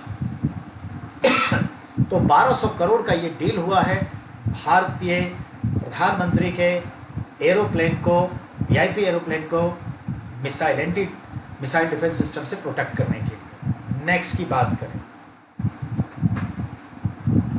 बेटा, जितने भी नए नए एसपी आते हैं, superintendent of police, IPS officer, उनको लेकर के एक मीटिंग होती है होम मिनिस्ट्री का। तो इस तरह से अभी जो आपका करंट अफेयर्स बना है हरियाणा के संदर्भ में देखें, अब पूरे क्या held 2 days young superintendent of police expo 2020 at Gurugram Haryana. सवाल सीधा, 2020 का young SP and police conference held at where? Gurugram Haryana, ये क्वेश्चन है। सेकंड क्वेश्चन पे, सेकंड टॉपिक पे चलिए। बिहार की बात करें, और बिहार से सबको समझना है। बिहार के नक्शे में जाइए, नक्शे में जाएंगे तो नॉर्थ वेस्ट में जाइए, गंडक नदी के किनारे एक डिस्ट्रिक्ट आएगा वेस्ट चंपारण, गंडक नदी वहां से बहती है। और वेस्ट चंपारण में एक टाइगर रिजर्व है जिसका नाम है वाल्मीकि टाइगर रिजर्व। तो वाल्मीकि टाइगर रिजर्व बहुत इम्पॉर्टेंट है और ये खास करके टाइगर प्रोजेक्ट डिक्लेयर है। एलिफेंट्स के लिए भी जाना जाता है, क्रोकोडाइल वगैरह के लिए भी जाना जाता है, एलिगेटर्स वगैरह सब के लिए जाना जाता है। पर चलिए, वीटीआर वाल्मीकि टाइगर रिजर्व, ठीक है, रिजर्व यहाँ पर हम देखते हैं क्या, तो वेस्ट चंपारण में है। आपसे सवाल ऐसे पूछता है, इनमें से वह कौन सा नेशनल पार्क है या टाइगर प्रोजेक्ट है जिसके बीचों बीच गंडक रिवर बहती है? गंडक रिवर फ्लो, ठीक है, फ्रॉम टाइगर रिजर्व। तो आप बोलेंगे क्या? Valmiki tiger reserve. अब आइए बेटा, बिहार के संदर्भ में अब यहाँ पे आ जाएं। यहाँ एक जानवर होता है गौर। गौर गाय की तरह होता है, बैल की तरह होता है, थोड़ा बड़ा होता है। ये संख्या बड़ी कम हो गई थी, तो पिछले 5 वर्षों में यहाँ गौर की संख्या 30 से 150 तक पहुँच गई है। इसलिए पर्यावरण से जुड़ा बीपीएससी के ख्याल से ये सवाल बनेगा। तो यहाँ गौर की संख्या बढ़ रही है। दक्षिण पूर्व एशिया में पाया जाने वाला गौर वंशीय पशु है जो 30 से 150 बढ़ गया है, ये याद रखिएगा। और पालतू गौर को घायल मिथुन भी कहते हैं।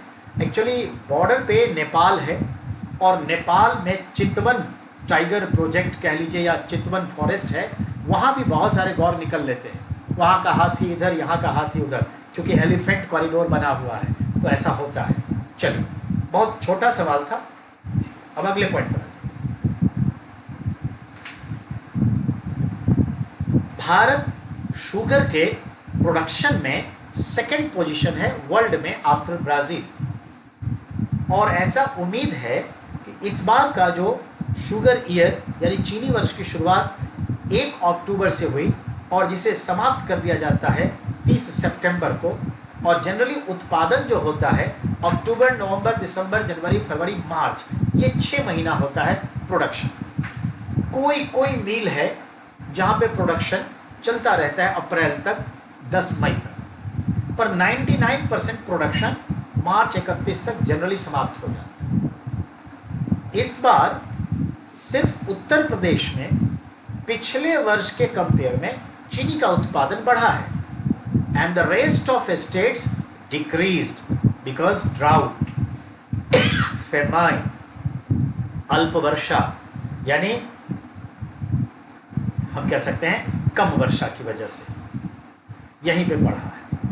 ओवरऑल भारत सरकार का 2020-21 का ये लक्ष्य रहा है कि हम 50 लाख टन शुगर का एक्सपोर्ट करें, जिसमें लगभग एट परसेंट के हिसाब से देखें तो लगभग 30 लाख टन एक्सपोर्ट हो चुका है, रेस्ट ऑफ होना है। ठीक है, अब हम देखें हैं भारत में कुल कितने शुगर मिल यानी फैक्ट्री हैं, तो 453 फैक्ट्री हैं, लगभग 453। इनमें सबसे ज़्यादा फैक्ट्री किस तरह के हैं? ऑनरशिप के आधार पर, यह हॉट क्वेश्चन होता है। तो भारत में ऑनरशिप के आधार पर 3 तरह के शुगर इंडस्ट्री, शुगर मिल होता है, शुगर फैक्ट्री। कोऑपरेटिव सोसाइटी यानी सहकारिता वालों का, प्राइवेट कंपनी और गवर्नमेंट। तो सबसे ज़्यादा जो है प्राइवेट कंपनी है, फिर कोऑपरेटिव सोसाइटी है, फिर गवर्नमेंट की है। और सबसे ज़्यादा मिल कहाँ है ये भी पूछता है, तो सबसे ज़्यादा मिल उत्तर प्रदेश, देन महाराष्ट्र में है। ऐसा भी सवाल आता है, हॉट क्वेश्चन है, तो ये याद रखिए। ठीक है, तो याद रखना है कुल मिलाकर के चीनी निर्यात का लक्ष्य क्या है। लेकिन ओवरऑल पिछले साल के कंपेयर में क्या भारत में शुगर प्रोडक्शन बढ़ा या घटा? योर आंसर विल बी घटा। कितना? 22%। 22% का चीनी उत्पादन कम हुआ है, ये समझिए। नेक्स्ट, दुनिया के नक्शे में जाइए। नेक्स्ट टॉपिक की बात कर रहा हूँ। दुनिया के नक्शे में जाइए, और दुनिया के नक्शे में जा करके फिर चले जाइए आप साउथ अमेरिका। साउथ अमेरिका, जिसे आप लैटिन अमेरिका लैंग्वेज के आधार पर कहते हैं, वहाँ पर एक देश मिलेगा आपको नॉर्थ में, वेनेजुएला। ठीक है, वेनेजुएला। वैसे तो वेनेजुएला में बहुत सारी मिस वर्ल्ड, मिस यूनिवर्स बनी हैं, 5 या 6 अब तक, इसलिए उसे the country of the land of beauty peasant, miss universe कहा जाता है वेनेजुएला। वेनेजुएला में ऑर्निको रिवर है, दैट इज इंपॉर्टेंट। वेनेजुएला थोड़ा मार्शी लैंड वाला एरिया भी है, और वेनेजुएला में पाया जाता है एनाकोंडा नाम का रेप्टेलिया, सांप, world longest, heaviest, largest snake Reptilia anaconda. तो इसे कंट्री ऑफ एनाकोंडा भी कहते हैं, जबकि कंट्री ऑफ स्नेक ब्राजील को कहते हैं। चलिए वेनेजुएला पे हम आपको लेके आए। वेनेजुएला की राजधानी कैराकस है, रहने दीजिए। वेनेजुएला में जब हम नोटबंदी किए 2016 में, जब हम नोटबंदी किए तो याद रखना है वेनेजुएला में इतनी महंगाई बढ़ गई थी कि उन्होंने जो है बहुत सारी मुद्राओं को चेंज करने की कोशिश की, पर सक्सेस नहीं हुए और उनको वापस लेना पड़ा। वेनेजुएला में लगभग, बहुत ज़्यादा नहीं, 2 करोड़ के आसपास की आबादी है, जिनमें से लगभग 45 लाख आबादी पलायन कर चुकी है गरीबी की वजह से। 20 लाख लोग भूखे सोते हैं वन टाइम खाकर। वहाँ की मुद्रा इतनी सस्ती हो चुकी है कि उसकी पूंछ खत्म हो चुकी है, विश्वास खो चुकी है। वहाँ पर पेट्रोल, डीजल यानी कि नेचुरल जो ऑयल है बहुत सस्ता है। वहाँ पर जैसे कि यहाँ पानी है, वहाँ से भी सस्ता है, in the sense of that कि वहाँ के लोगों को राशन कार्ड पे पेट्रोल डीजल मिलता है, ये परमिशन आ गया, महीने भर भरवाते रहो, देते हैं। अगर एवरेज लगाएं तो 7-8 रुपए लीटर वहाँ पर पेट्रोल डीजल मिलता है। चलिए ये सब बात तो हुई क्या, ठीक है, बोलीवर वहाँ की करेंसी, पर इन सबसे कोई मतलब नहीं, ये तो जीके का क्वेश्चन आता रहेगा, ध्यान देंगे। वहाँ के लोग गरीबी की वजह से, अराजकता की वजह से 45 लाख लोग देश छोड़कर दूसरे दूसरे देशों में बस गए 10-15 साल, और वहाँ पर इकॉनमी नीचे जा रही है।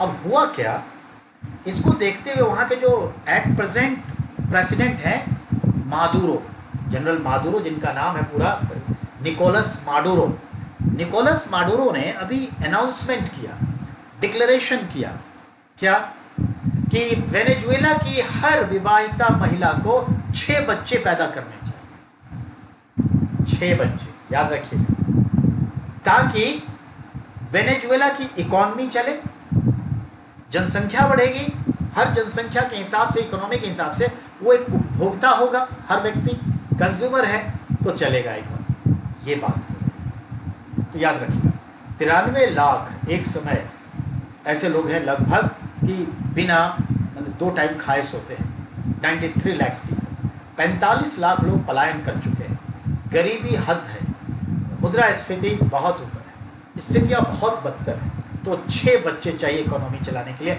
हर महिला से पैदा करने के लिए, ऐसा माडुरो कह रहे हैं, इंपॉर्टेंट है। आप कहेंगे ऐसा क्यों, तो ऐसे ही चलिए उठा कर। आज से 10 साल पहले ऑस्ट्रेलिया में वहाँ के प्रधानमंत्री ने यही बात कही थी कि हाँ, ऑस्ट्रेलियाई दंपति को 3 बच्चे पैदा करने चाहिए, एक माँ, एक बाप और एक देश के लिए, क्योंकि अगर वहाँ पे अगर ये रेशियो नहीं रखेंगे तो वहाँ इकॉनमी समाप्त हो जाएगी, और एक समय आएगा 50 से 100 साल जाते जाते कि ऑस्ट्रेलियन ओरिजिन से ज़्यादा वहाँ पर एशियन ओरिजिन लोग आ जाएंगे, उनकी मूल प्रजाति ही अल्पसंख्यक हो जाएगी, ख़त्म हो जाएगी, ये बात है। तो वहाँ की इकॉनमी के लिए भी समस्या है। ऐसे ही जब वियतनाम वॉर हुआ था, 10 साल लगभग चले, तो इस वियतनाम वॉर में बहुत वियतनामी पुरुष जो गोरिल्ला फाइटर्स थे मारे गए। तो वहाँ की नई जो सरकार बनी थी तो उन्होंने बड़ा अच्छा डिक्लेरेशन किया था कि कोई भी वियतनाम में आके बसना चाहता है पुरुष तो यहाँ की स्त्री से शादी भी कर सकता है, बच्चे पैदा करे, और बहुत सारी राशियाँ प्रोत्साहन के रूप में दी जाए। ऐसे ही कुछ देश और हैं, जैसे पुर्तगाल है, इटली है, और भी कुछ है। इन सब देशों में भी जनसंख्या कम होती जा रही है, तो अन्य देशों के लोगों को बसाने की प्रवृत्ति बढ़ रही है। तो ये ध्यान में रखिएगा, इकोनॉमी हमारे आपके बगैर नहीं चलेगी। आगे बढ़ते हैं।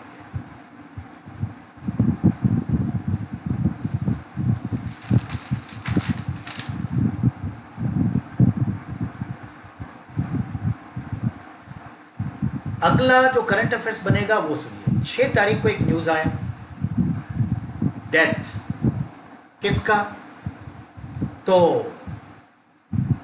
Farmer United Nation Organisation secretary general, यानी यूएनओ के पूर्व महासचिव ज़ेवियर पेरेज दे कुइयार का निधन हो गया। तो Javier Perez de Cuellar passed away. He was belongs from Peru, मालूम है ना, साउथ अमेरिका में एक देश है वेस्टर्न कोस्ट पे, पेरू, जिसका कैपिटल है लीमा, और आलू का जो हैबिटेट है, आलू का जो ओरिजिन है देश पेरू है, ठीक है। एजटेक सभ्यता इतिहास में वहाँ जानी जाती है, चीज़ें बहुत हैं, घबराइएगा मत, स्टेप बाय स्टेप याद रखिएगा। तो Javier Perez de Cuellar passed away. He was former Secretary General of UNO during 1981 till 1991.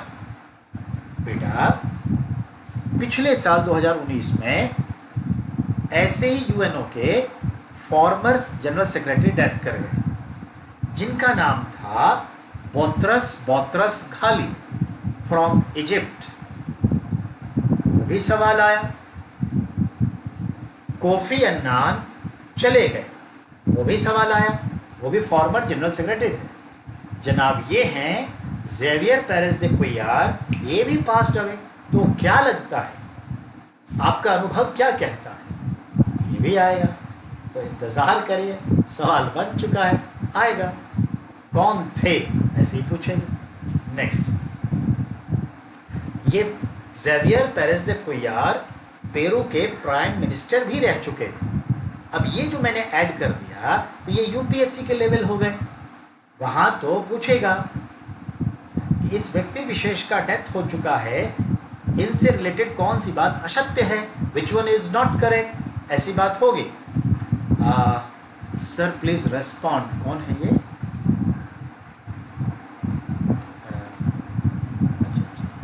Please sending your ID of Facebook. Okay okay, कौन है बेटा ये? अच्छा, ठीक है। जिनका ये है, please send ID of Facebook. Definitely after my this live class I will send you. Come to the point. अगला है आपका इजिप्ट से, ध्यान से सुनेंगे। इजिप्ट में बहुत सारे पिरामिड हैं। ऐसे ही एक पिरामिड फेरौन जोसर का भी था और है ही। तो फेरौन जोसर के पिरामिड को रीओपन किया गया है टूरिस्ट के लिए आफ्टर 14 ईयर्स लेटर। 14 वर्ष के बाद फिर से ओपन किया गया है, क्योंकि उसमें कुछ रिपेयरिंग का वर्क चल रहा था। कोई बड़ा इशू नहीं है, पर याद रखिएगा फेरौन मतलब राजा, फराहो। जोसर का रीओपन हुआ है पिरामिड। मैं ऐसे ही आपको इसी पैटर्न पे दूसरा सवाल देता हूँ।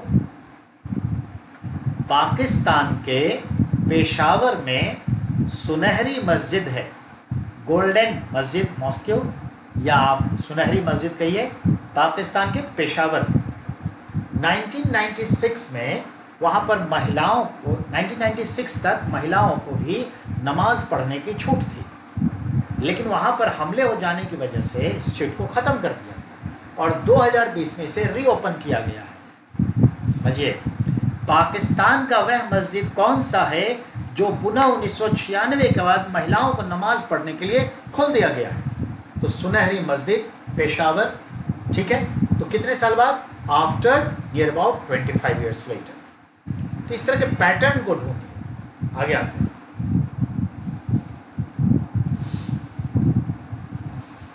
जो फेरौन जोसर का पिरामिड है जिसको रीओपन किया गया है, उसका जो आर्किटेक्ट था, जो उसका वास्तुशिल्प निर्माता था, वास्तुकार था, उसका नाम था इनहोटेप। क्या नाम था? इनहोटेप। तो इनहोटेप को क्या कहते हैं? Imhotep consider the world first architect. विश्व का पहला वास्तुशिल्पकार या वास्तुकार किसे कहा गया है? तो मिस्र के वास्तुकार इनहोटेप का, जिसने मिस्र के फेरौन जोसर का पिरामिड बनाया था। देखा बात कहाँ से कहाँ पहुँची? तो जो हमारे सिविल इंजीनियर वाले बच्चे हैं, जानना चाहिए। और बेटा, GS not only crack your GS concerning examination to become government servant and maintain your social accountability. It is the matter of your whole soul personality. ये याद रखिए। आप कहीं भी जाएं, शादी में, विवाह पे, जनेऊ पे, मुंडन पे, उपनयन संस्कार पे, सड़क पे पान खा रहे हो, चाय पी रहे हो, गाड़ी में बैठे हो, बस में बैठे हो, टैक्सी में बैठे हो, anywhere you have to, there is no talk between people to people. Mathematics की बात नहीं होती, इंग्लिश लैंग्वेज की, लिटरेचर की, ग्रामर की बात नहीं होती, रीजनिंग की बात नहीं होती। बात होती है तो इन सब चीज़ों की होती है। हिस्ट्री, ज्योग्राफी, पॉलिटी तो कुछ ज़्यादा ही होता है, इकोनॉमी की बात होती है, करंट अफेयर्स की बात होती है, हैपनिंग्स की बात होती है। यही है जीएस की पर्सनैलिटी का फोकस। चलिए आगे बढ़ते हैं। अब अगले में आइए। गूगल में काम करने वाले एक स्टाफ जिनका नाम था एंटोनियो लेवेस्की, जो गूगल में काम करते थे, वो गूगल के ड्राइवरलेस कार पर काम कर रहे थे। समय के साथ उन्होंने गूगल को छोड़ करके क्या किया, ऊबर को ज्वाइन किया और वो सारी चीज़ें ऊबर कंपनी को दे दी, सारी जानकारी चुरा करके ऊबर को दे दी। और इस तरह से ऊबर थोड़ा सा ड्राइवरलेस कार में आगे आ गए। इस तरह से गूगल ने अपने इस पुराने स्टाफ एंटोनी लेवेस्की पर केस किया और जुर्माना लगाया और कोर्ट के माध्यम से जुर्माना तय हो गया, यानी 1300 करोड़ रुपए का। ध्यान देंगे, विश्व के अर्थव्यवस्था के इतिहास का किसी व्यक्ति पर यह सबसे बड़ा जुर्माना है। 1300 crore rupees penalty have to pay to Google by their ex staff Anthony Levandowski. तो याद रखिएगा, ड्राइवरलेस कार का सब कुछ चुरा के दिया था। अब इससे एक चीज उभर कर आई, इकॉनमी पढ़ेंगे, मार्केट पढ़ेंगे, तो उसमें एक शब्द आएगा इनसाइडर, पेपर में बहुत आता है, और एक शब्द आएगा इनसाइडर ट्रेडिंग।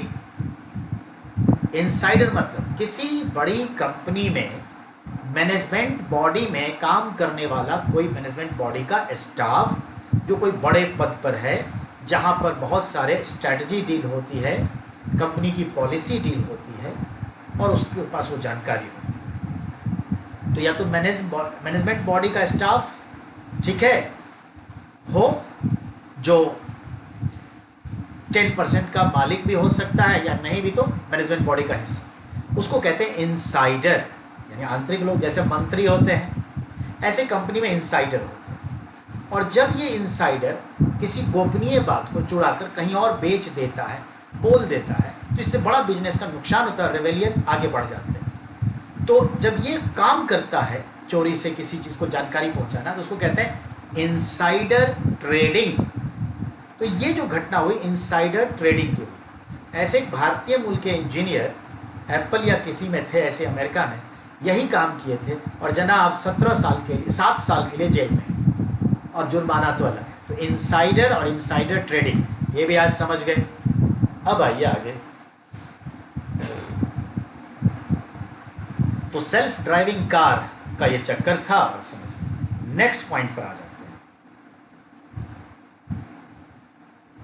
CISF आज भारत के 62 एयरपोर्ट, चाहे वो डोमेस्टिक हो या इंटरनेशनल एयरपोर्ट, को अपनी सुरक्षा देता है। ये ध्यान में रखना है। और इस तरह से सुरक्षा देते हुए वह कितने रुपए इन एयरपोर्ट अथॉरिटी से राजस्व के रूप में कमाता है, तो वो दिखाता है कि ये दिखाता है 1632 करोड़, यानी 16 अरब 32 करोड़ रुपीस एनुअली इनकम है CISF का। ठीक है, किससे? तो ये खर्च है CISF का। इसके एवज में उसको मिलता कितना है, और सरकार जो सिक्योरिटी टैक्स यात्रियों से लेती है वो इसका 3 गुना है। तो मायने रखता है। तो CISF सिक्योरिटी दे, और उसके बदले में हम लोग पूरा करते हैं, सिक्योरिटी टैक्स देते हैं, तो कमाई है, प्रॉफिटेबल है, no issue. Next, now I am go to 7th of March.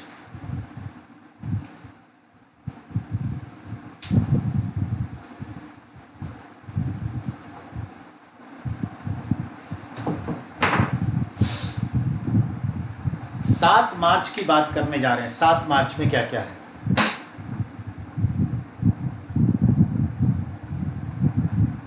सात मार्च को एक आर्टिकल्स आया था जिससे ये पता चलता है कि एडोल्फ हिटलर, जर्मनी अति राष्ट्रवादी नाजिज, इतना क्रूएल था कि वह यहूदियों को इस तरह से बर्बरता से मारा टॉर्चरिंग सेंटर में,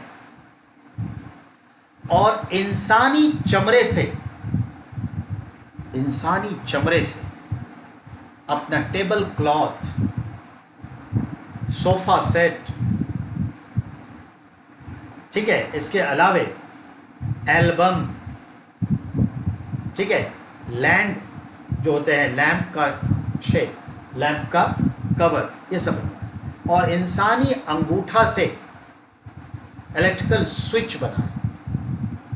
यानी यहाँ तक वो, यानी उसका दिमागी कीड़ा था, वो समझ लीजिए कि इंसान नहीं भेड़िया था। जिक्र आया था इसलिए मैं कह दिया, पर ये आप उसको लेके मत चलिए। अब आगे आइए। CSE, centre of science and environment, CSE, centre for science and environment, एक NGO, नॉन गवर्नमेंटल इंस्टीट्यूशन है, जिसकी चीफ अध्यक्षा हैं सुनीता नारायणन, और बहुत ही responsible accountable citizen of India हैं, और वो भारत के एनवायरनमेंट को लेकर चिंतित रहती हैं। और ये हमेशा अपने वैज्ञानिक तौर तरीकों से, इन्होंने ही सबसे पहले पुष्ट किया, फीडबैक दिया कि पेप्सी में टॉक्सिक जहर है। इन्होंने ही कहा कि केरल के पतनमतिट्टा या कोई जगह है, वहाँ पर जो कोको कोला का फैक्ट्री है उससे जो सलरीज निकलता है आसपास के एनवायरनमेंट को बर्बाद किए हुआ है। यही बताती हैं कभी मैगी में तो कभी पिज़्ज़ा में हद से ज़्यादा नमक और व्हाटसोएवर जो है टॉक्सिक चीज़ें हैं। तो बहुत अवेयर हैं, उनकी बात को सब मानते हैं। याद रखिएगा, उनकी यानी CSE की एक पत्रिका है डाउन टू अर्थ। याद रखिएगा, Down to Earth magazine of CSE, Sunita Narain, इनको हमने पद्म भूषण भी दिया है। और देखिए, ये साइकिल से वॉक कर रही थी लाजपत नगर के पास, और बाइक से एक दिन ठोकते हुए चला गया। बेचारी 6 महीने तक पैर टूट गए तो घर में रही। इतने हम बेफिक्री से बाइक चलाते हैं, कितना नुकसान होता है। जब ऐसे व्यक्ति बीमार पड़ते हैं या हमारे बीच नहीं रहते हैं तो समाज को बहुत नुकसान होता है। आगे बात करें। यही CSE ने अभी रिपोर्ट दिया है भारत में प्लास्टिक के ऊपर। भारत में जो प्लास्टिक का प्रोडक्शन है वो अभी भी जो है लगभग एक व्यक्ति 11 किलो प्लास्टिक कंज्यूम करता है साल में। तो centre for science and environment का रिपोर्ट है कि भारत में एक व्यक्ति 11 kg प्लास्टिक्स यूज करता है एनुअली। और भारत में प्लास्टिक्स का ग्रोथ, मतलब प्रोडक्शन का ग्रोथ रेट अभी भी 25% है, जबकि भारत सरकार का लक्ष्य घोषित किया जा चुका है कि 2022 तक single use plastics fully band and खत्म हो जाएगा। सिंगल यूज, एक बार यूज किया जाने वाला प्लास्टिक्स जो है खत्म कर दिया जाएगा 2022 तक। ये टारगेट है भारत सरकार। और फिर भी 25% ग्रोथ रेट है प्रोडक्शन का। अब जितने भी भारत में प्लास्टिक्स प्रोड्यूस होते हैं, लगभग 65 लाख, ठीक है, 65 लाख टन मायने रखता है। इनमें से 70% प्लास्टिक्स सिंगल यूज का है, और टोटल जो प्लास्टिक्स है सिंगल यूज, उसमें से 60% का ही रिसाइकल हो पाता है। सोचिए ये कितनी बड़ी समस्या है। अगर हम देखें तो ये देखा जा रहा है कि जबकि चाइना में प्लास्टिक्स का ग्रोथ 10% है, इंग्लैंड में 2.5% है, और हमारे देश में तो अच्छा खासा है। तो कुल मिला के प्लास्टिक के ऊपर जो एक चिंतन व्यक्त किया गया है, जो रिपोर्ट आया है, डाटा, वो ये है। आपको इसमें से 4 चीजें उठानी चाहिए। भारत में प्लास्टिक का पर पर्सन खपत क्या है? 11 kg पर पर्सन एनुअली। भारत का टारगेट क्या है? 2022 तक single use plastic ban, Bharat सरकार। तीसरा क्या आया? कितनी रिसाइकलिंग हो रही है? 60%। इतना 3 पॉइंट उठा लीजिए, काफी है। ये चीज। अब प्लास्टिक की बात चलिए तो इसी के लिए हम बात करते हैं। याद करिए, पिछली क्लास में हमने बताया था कि उत्तराखंड की सरकार 10 प्लास्टिक बैंक स्थापित कर चुकी है, और मकसद क्या है कि जो जहाँ तहाँ प्लास्टिक पड़े रहते हैं, नालियों में, गंदे जगह में, घरों में, उन सबको इकट्ठा करे, लोग उसका पेमेंट देती है और उसे खरीद करके लाती है और उसे डीजल बनाया जाता है। अब मैं बताता हूँ, हिमाचल प्रदेश की सरकार 1 किलो प्लास्टिक मेरा ख्याल है 90 या 95 रुपए किलो खरीद रही है। क्यों? क्योंकि पूरे हिमालय को, एनवायरनमेंट को फ्री करना है, प्लास्टिक फ्री करना है। तो इस तरह से हिमाचल प्रदेश सरकार 95 रुपीज़ पर केजी प्लास्टिक सिंगल यूज़ का दाम दे रही है, रेट, सरकारी रेट, जिस पर आप बेचिए और उससे वो डीजल के लिए चली जाती है। ये इंपॉर्टेंट। तो देखा आपने उत्तराखंड का, हिमाचल प्रदेश का और इनका रिपोर्ट। आगे, national winter game at Gulmarg, Jammu and Kashmir began since today, 7th of March, will end on 11th March. Near about 20 states will participate and 830 players will take part in 30 championship. एक paragraph में आपने सुन लिया, अब इसको तोड़िए।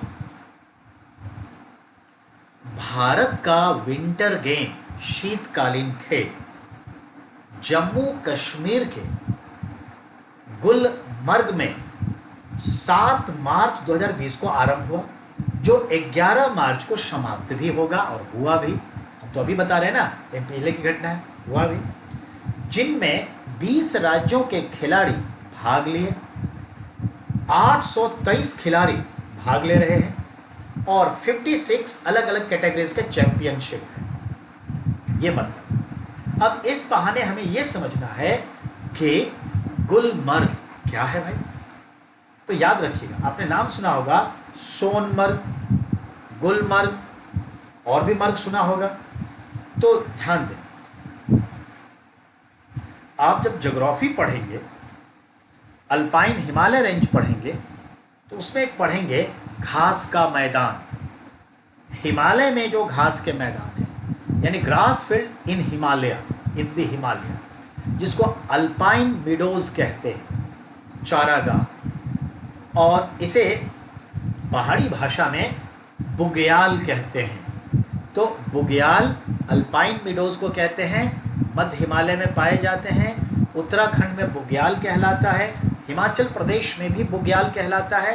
पर यही घास के मैदान जब जम्मू कश्मीर के एरिया में है, तब वहाँ इसे क्या कहते हैं?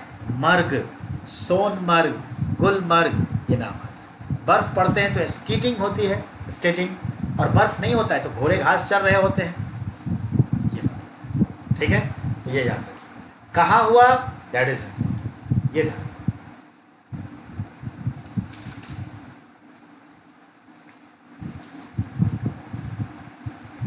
अब अगले पॉइंट पर ध्यान दें। पॉलिटी से क्वेश्चन है, इलेक्शन रिलेटेड, डिलिमिटेशन कमीशन से संबंधित। डिलिमिटेशन, परिसीमन आयोग। भारत के संविधान के अनुसार प्रत्येक 10 वर्ष पर जनगणना होती है और प्रत्येक जनगणना के रिपोर्ट आने के बाद हर एक 10 वर्षीय जनगणना के रिपोर्ट आने के बाद एक डिलिमिटेशन कमीशन स्थापित करने का प्रावधान है। यानी प्रत्येक 10 वर्षीय जनगणना के रिपोर्ट प्रकाशित होने के उपरांत उसके आधार पर ध्यान रखते हुए, ठीक है, भारत का निर्वाचन आयोग परिसीमन आयोग का गठन करती है, जिसका अध्यक्ष मुख्य चुनाव अधिकारी होते हैं। चुनाव अधिकारी नहीं, मुख्य निर्वाचन आयुक्त होते हैं, चीफ इलेक्शन कमिश्नर, और अपने नीचे वो किसी को एग्जीक्यूट कर देते हैं, एग्जीक्यूटिव चेयरमैन हो जाते हैं, जिसका काम है, जिस कार्य के लिए परिसीमन बनाया गया है, ये पूरा करना। परिसीमन का काम क्या है? चूंकि हर 10 वर्ष पे जनगणना जब होती है तो पता चलता है कि कहाँ पर जनसंख्या बढ़ गई, कहाँ पर घट गई, कहाँ से लोग कमाने खाने के लिए कहीं चले गए और कहाँ पर कम हो गए।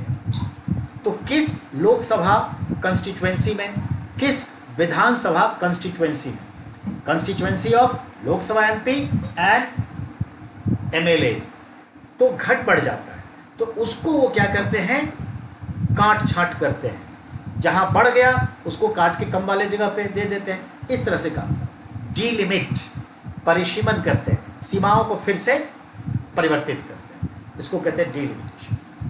लेकिन ये भी रूल है कि अगर यूनियन टेरिटरी है तो केंद्र सरकार के गृह मंत्रालय परिसीमन आयोग का गठन डायरेक्ट कर सकती है यूनियन टेरिटरी के।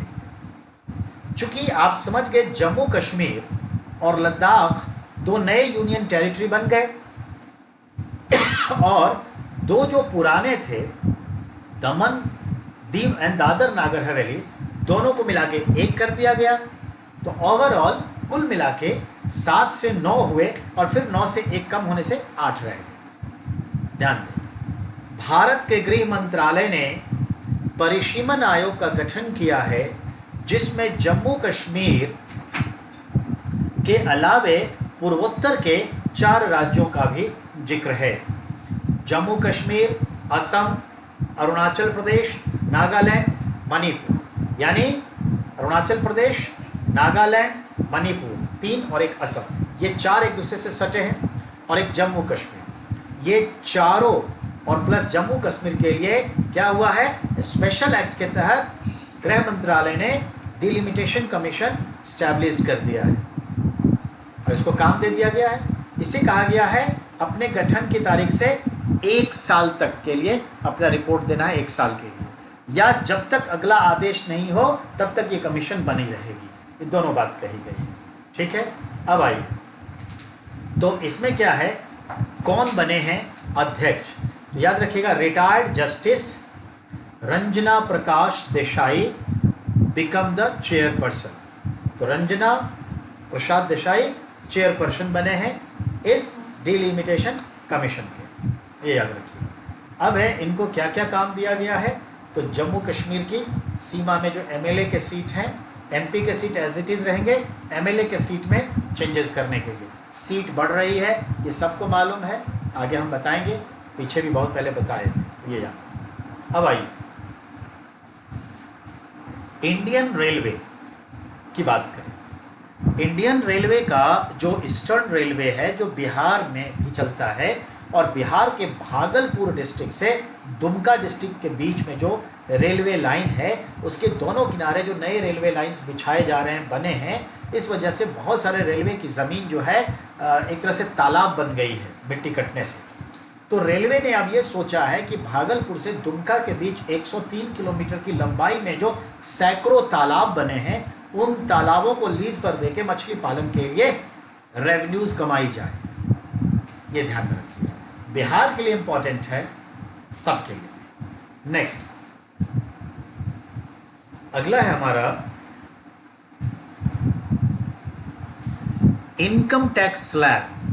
आपको भी मालूम है बजट आया और बजट के अकॉर्डिंग जो इनकम टैक्स स्लैब है वो सबको मालूम है। तो देखिए, बजट एक प्रस्ताव होता है, उसमें जो इनकम टैक्स का स्लैब आता है वह उस साल के लिए नहीं, अगले साल के लिए होता है। तो जैसे 2020-21 का बजट आया, उसमें जो इनकम टैक्स का नया स्लैब आया है, ये नया स्लैब 2021-22 से भरा जाएगा। फिलहाल 2019-20 का जो है वही 20-21 के लिए भरा जाएगा। तो जो पुराना है वो क्या है, आपको भी मालूम है। पुराना टैक्स स्लैब्स इनकम टैक्स का, आयकर का कहता है 0 से लेकर 2.5 लाख रुपए तक नो एनी इनकम टैक्स, यानी टैक्स फ्री। 2.5 लाख 1 रुपए से लेकर 5 लाख तक 10%, 5 लाख 1 रुपए से लेकर 10 लाख तक मालूम ही है 20%, if 10 lakh more than that is 30%। यही अब जो नया स्लैब आया है, जो 2021-22 से भरा जाएगा, वो क्या कहता है, तो उसी को खंडित किया है, इतना ही समझिए। क्या, तो 0 से लेकर 2.5 लाख 2.5 लाख रुपीस तक जो एनुअल इनकम होगा वह टैक्स फ्री होगा। 2.5 लाख 1 रुपये से लेकर 5 लाख तक जो होगा 5% होगा।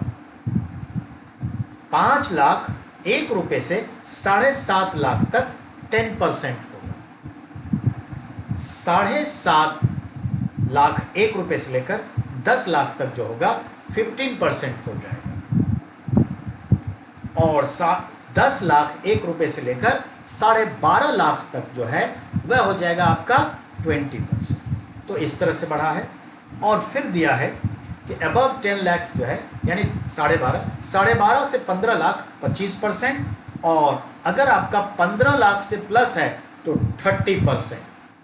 अब इसमें गवर्नमेंट ऑफ इंडिया ने चॉइस दिया है कि अगर आप पुराने के हिसाब से भरते हैं 2021-22 में भी, तो आपको टैक्स के जितने रिबेट मिले, छूट मिले हुए हैं, टैक्स सेविंग के जितने स्कीम है सब यूज कर सकते हैं।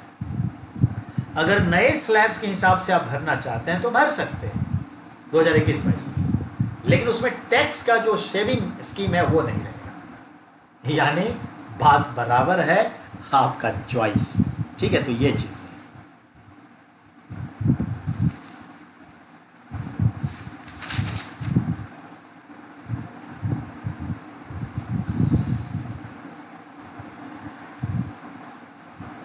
बेटा रसिया चलते हैं, हमारे एशिया के ऊपर यूरोप का पार्ट है, जो एक्चुअली फिजिकली तो एशिया ही है, पर यूरोप को कहते हैं। यूरोप टोटली एक पेनिनसुला है, और यूरोप को कहा जाता है कॉकपिट ऑफ एशिया। एक बोइंग विमान होता है, उसके जो पायलट का केबिन होता है जहाँ पे कॉकपिट कहलाता है, तो ऐसे ही एक एशिया को जंबो जेट विमान से तुलना करिए और उसका कॉकपिट यूरोप को समझिए, क्योंकि छोटे छोटे देश हैं, जिस तरह से छोटे छोटे मशीन की तरह ऐसे समझिए। तो यूरोप को कहते हैं एशिया का कॉकपिट। रियली में यूरोप जो है किसी भी एंगल से एक कॉन्टिनेंट नहीं है, it is extended part of Asia, लेकिन फिर भी बहुत सारे फीचर्स होने की वजह से उसे एक कॉन्टिनेंट के रूप में हम लोग देखते हैं। तो रशिया जो है पॉलिटिकली अपने आप को यूरोप में और फिजिकली एशिया में दिखता है, पर काउंट आप उसे यूरोप के देश के रूप में करते हैं। तो रशिया का जो आर्कटिक वाला पार्ट है वो बहुत ही कोल्ड जोन है, जनरली माइनस टेम्परेचर रहता है। वहाँ पर लगभग 8-10 लाख लोग हैं, पर अन्य लोग जाके बसते नहीं हैं because of too much coldness, और वहाँ पर बहुत सारे इकोनॉमिक रिसोर्सेस हैं जिसका यूटिलाइजेशन नहीं होता। इस ख्याल से रसिया ने एक 15 वर्ष की योजना लाया है, जिसका नाम दिया है कि foundation of state policy in Arctic to 2035। Foundation of state policy Arctic to 2035, 2020 से अगले 15 साल। तो 15 वर्ष की एक पॉलिसी जिसमें इसका उद्देश्य है कि रसिया के आर्कटिक जोन वाले क्षेत्र में ज़्यादा से ज़्यादा रशियन लोगों को बसाना, और बसने के लिए जो प्रोत्साहन करेगा तो उसको इकोनॉमिक सुविधा, पॉलिटिकल सुविधाएं, अदर जो चीज़ें सोशल चीज़ों की ज़रूरत होती है वो सब काफ़ी दिया जाएगा। और उस क्षेत्र में अगर कोई देश आकर के इन्वेस्टमेंट करना चाहती है तो करेगी, और भारत भी इसके लिए तैयार है। ये पॉलिसीज, ये यूपीएससी के लेवल का क्वेश्चन है, आता है। अब आइए, you know BBC, British broadcasting corporation, ये मेरा आज का आखिरी है, और आखिरी के संदर्भ में मैं आपको बता रहा हूँ। ब्रिटिश ब्रॉडकास्टिंग कॉरपोरेशन ये पहले एक न्यूज़ एजेंसी थी, 1932 में स्टैब्लिश्ड हुई थी। ये इंग्लैंड की न्यूज़ एजेंसी है। समय के साथ बीबीसी चैनल आ गया, टीवी का, न्यूज़ का, बहुत सारी चीज़ें। मेरा कहना है बीबीसी ने अभी अभी एक सर्वेक्षण करवाया और वर्ल्ड के जाने माने कुछ हिस्टोरियन को कुछ चॉइस दिए कि दुनिया के बेस्ट किंग या पर्सन। तो वर्ल्ड के कुछ टॉप मोस्ट पर्सन जो 20वीं सदी में काफ़ी हावी रहे, उनका नाम है, और 21वीं में। इस ख्याल से देखेंगे हम तो BBC world history magazines poll में 5000 रीडर्स ने पार्टिसिपेट किया, और Maharaja Ranjit Singh, the king of Punjab, को सबसे ज़्यादा वोट मिले और वो पर्सन ऑफ द बीबीसी चुने गए, यानी सबसे पसंदीदा चेंज करने वाला, यानी इतिहास को बदलने वाला किंग तो हुआ ये। तो कुल मिलाकर के देखा जाए तो आज यही है कि विश्व के महानतम नेताओं में महाराजा रंजीत सिंह का नाम आया। तो world top most leaders survey by BBC, Maharaja Ranjit Singh become the top most. Churchill तीसरे नंबर पे रहा। अमेरिका के एक ह्यूमन एक्टिविस्ट थे, वो सेकंड पे रहे। हमें महाराजा रंजीत सिंह को देखना है फर्स्ट पे। In that respect I am going to end my class today and tomorrow will pay class start. So please everybody should not even must aware for your admission point of view.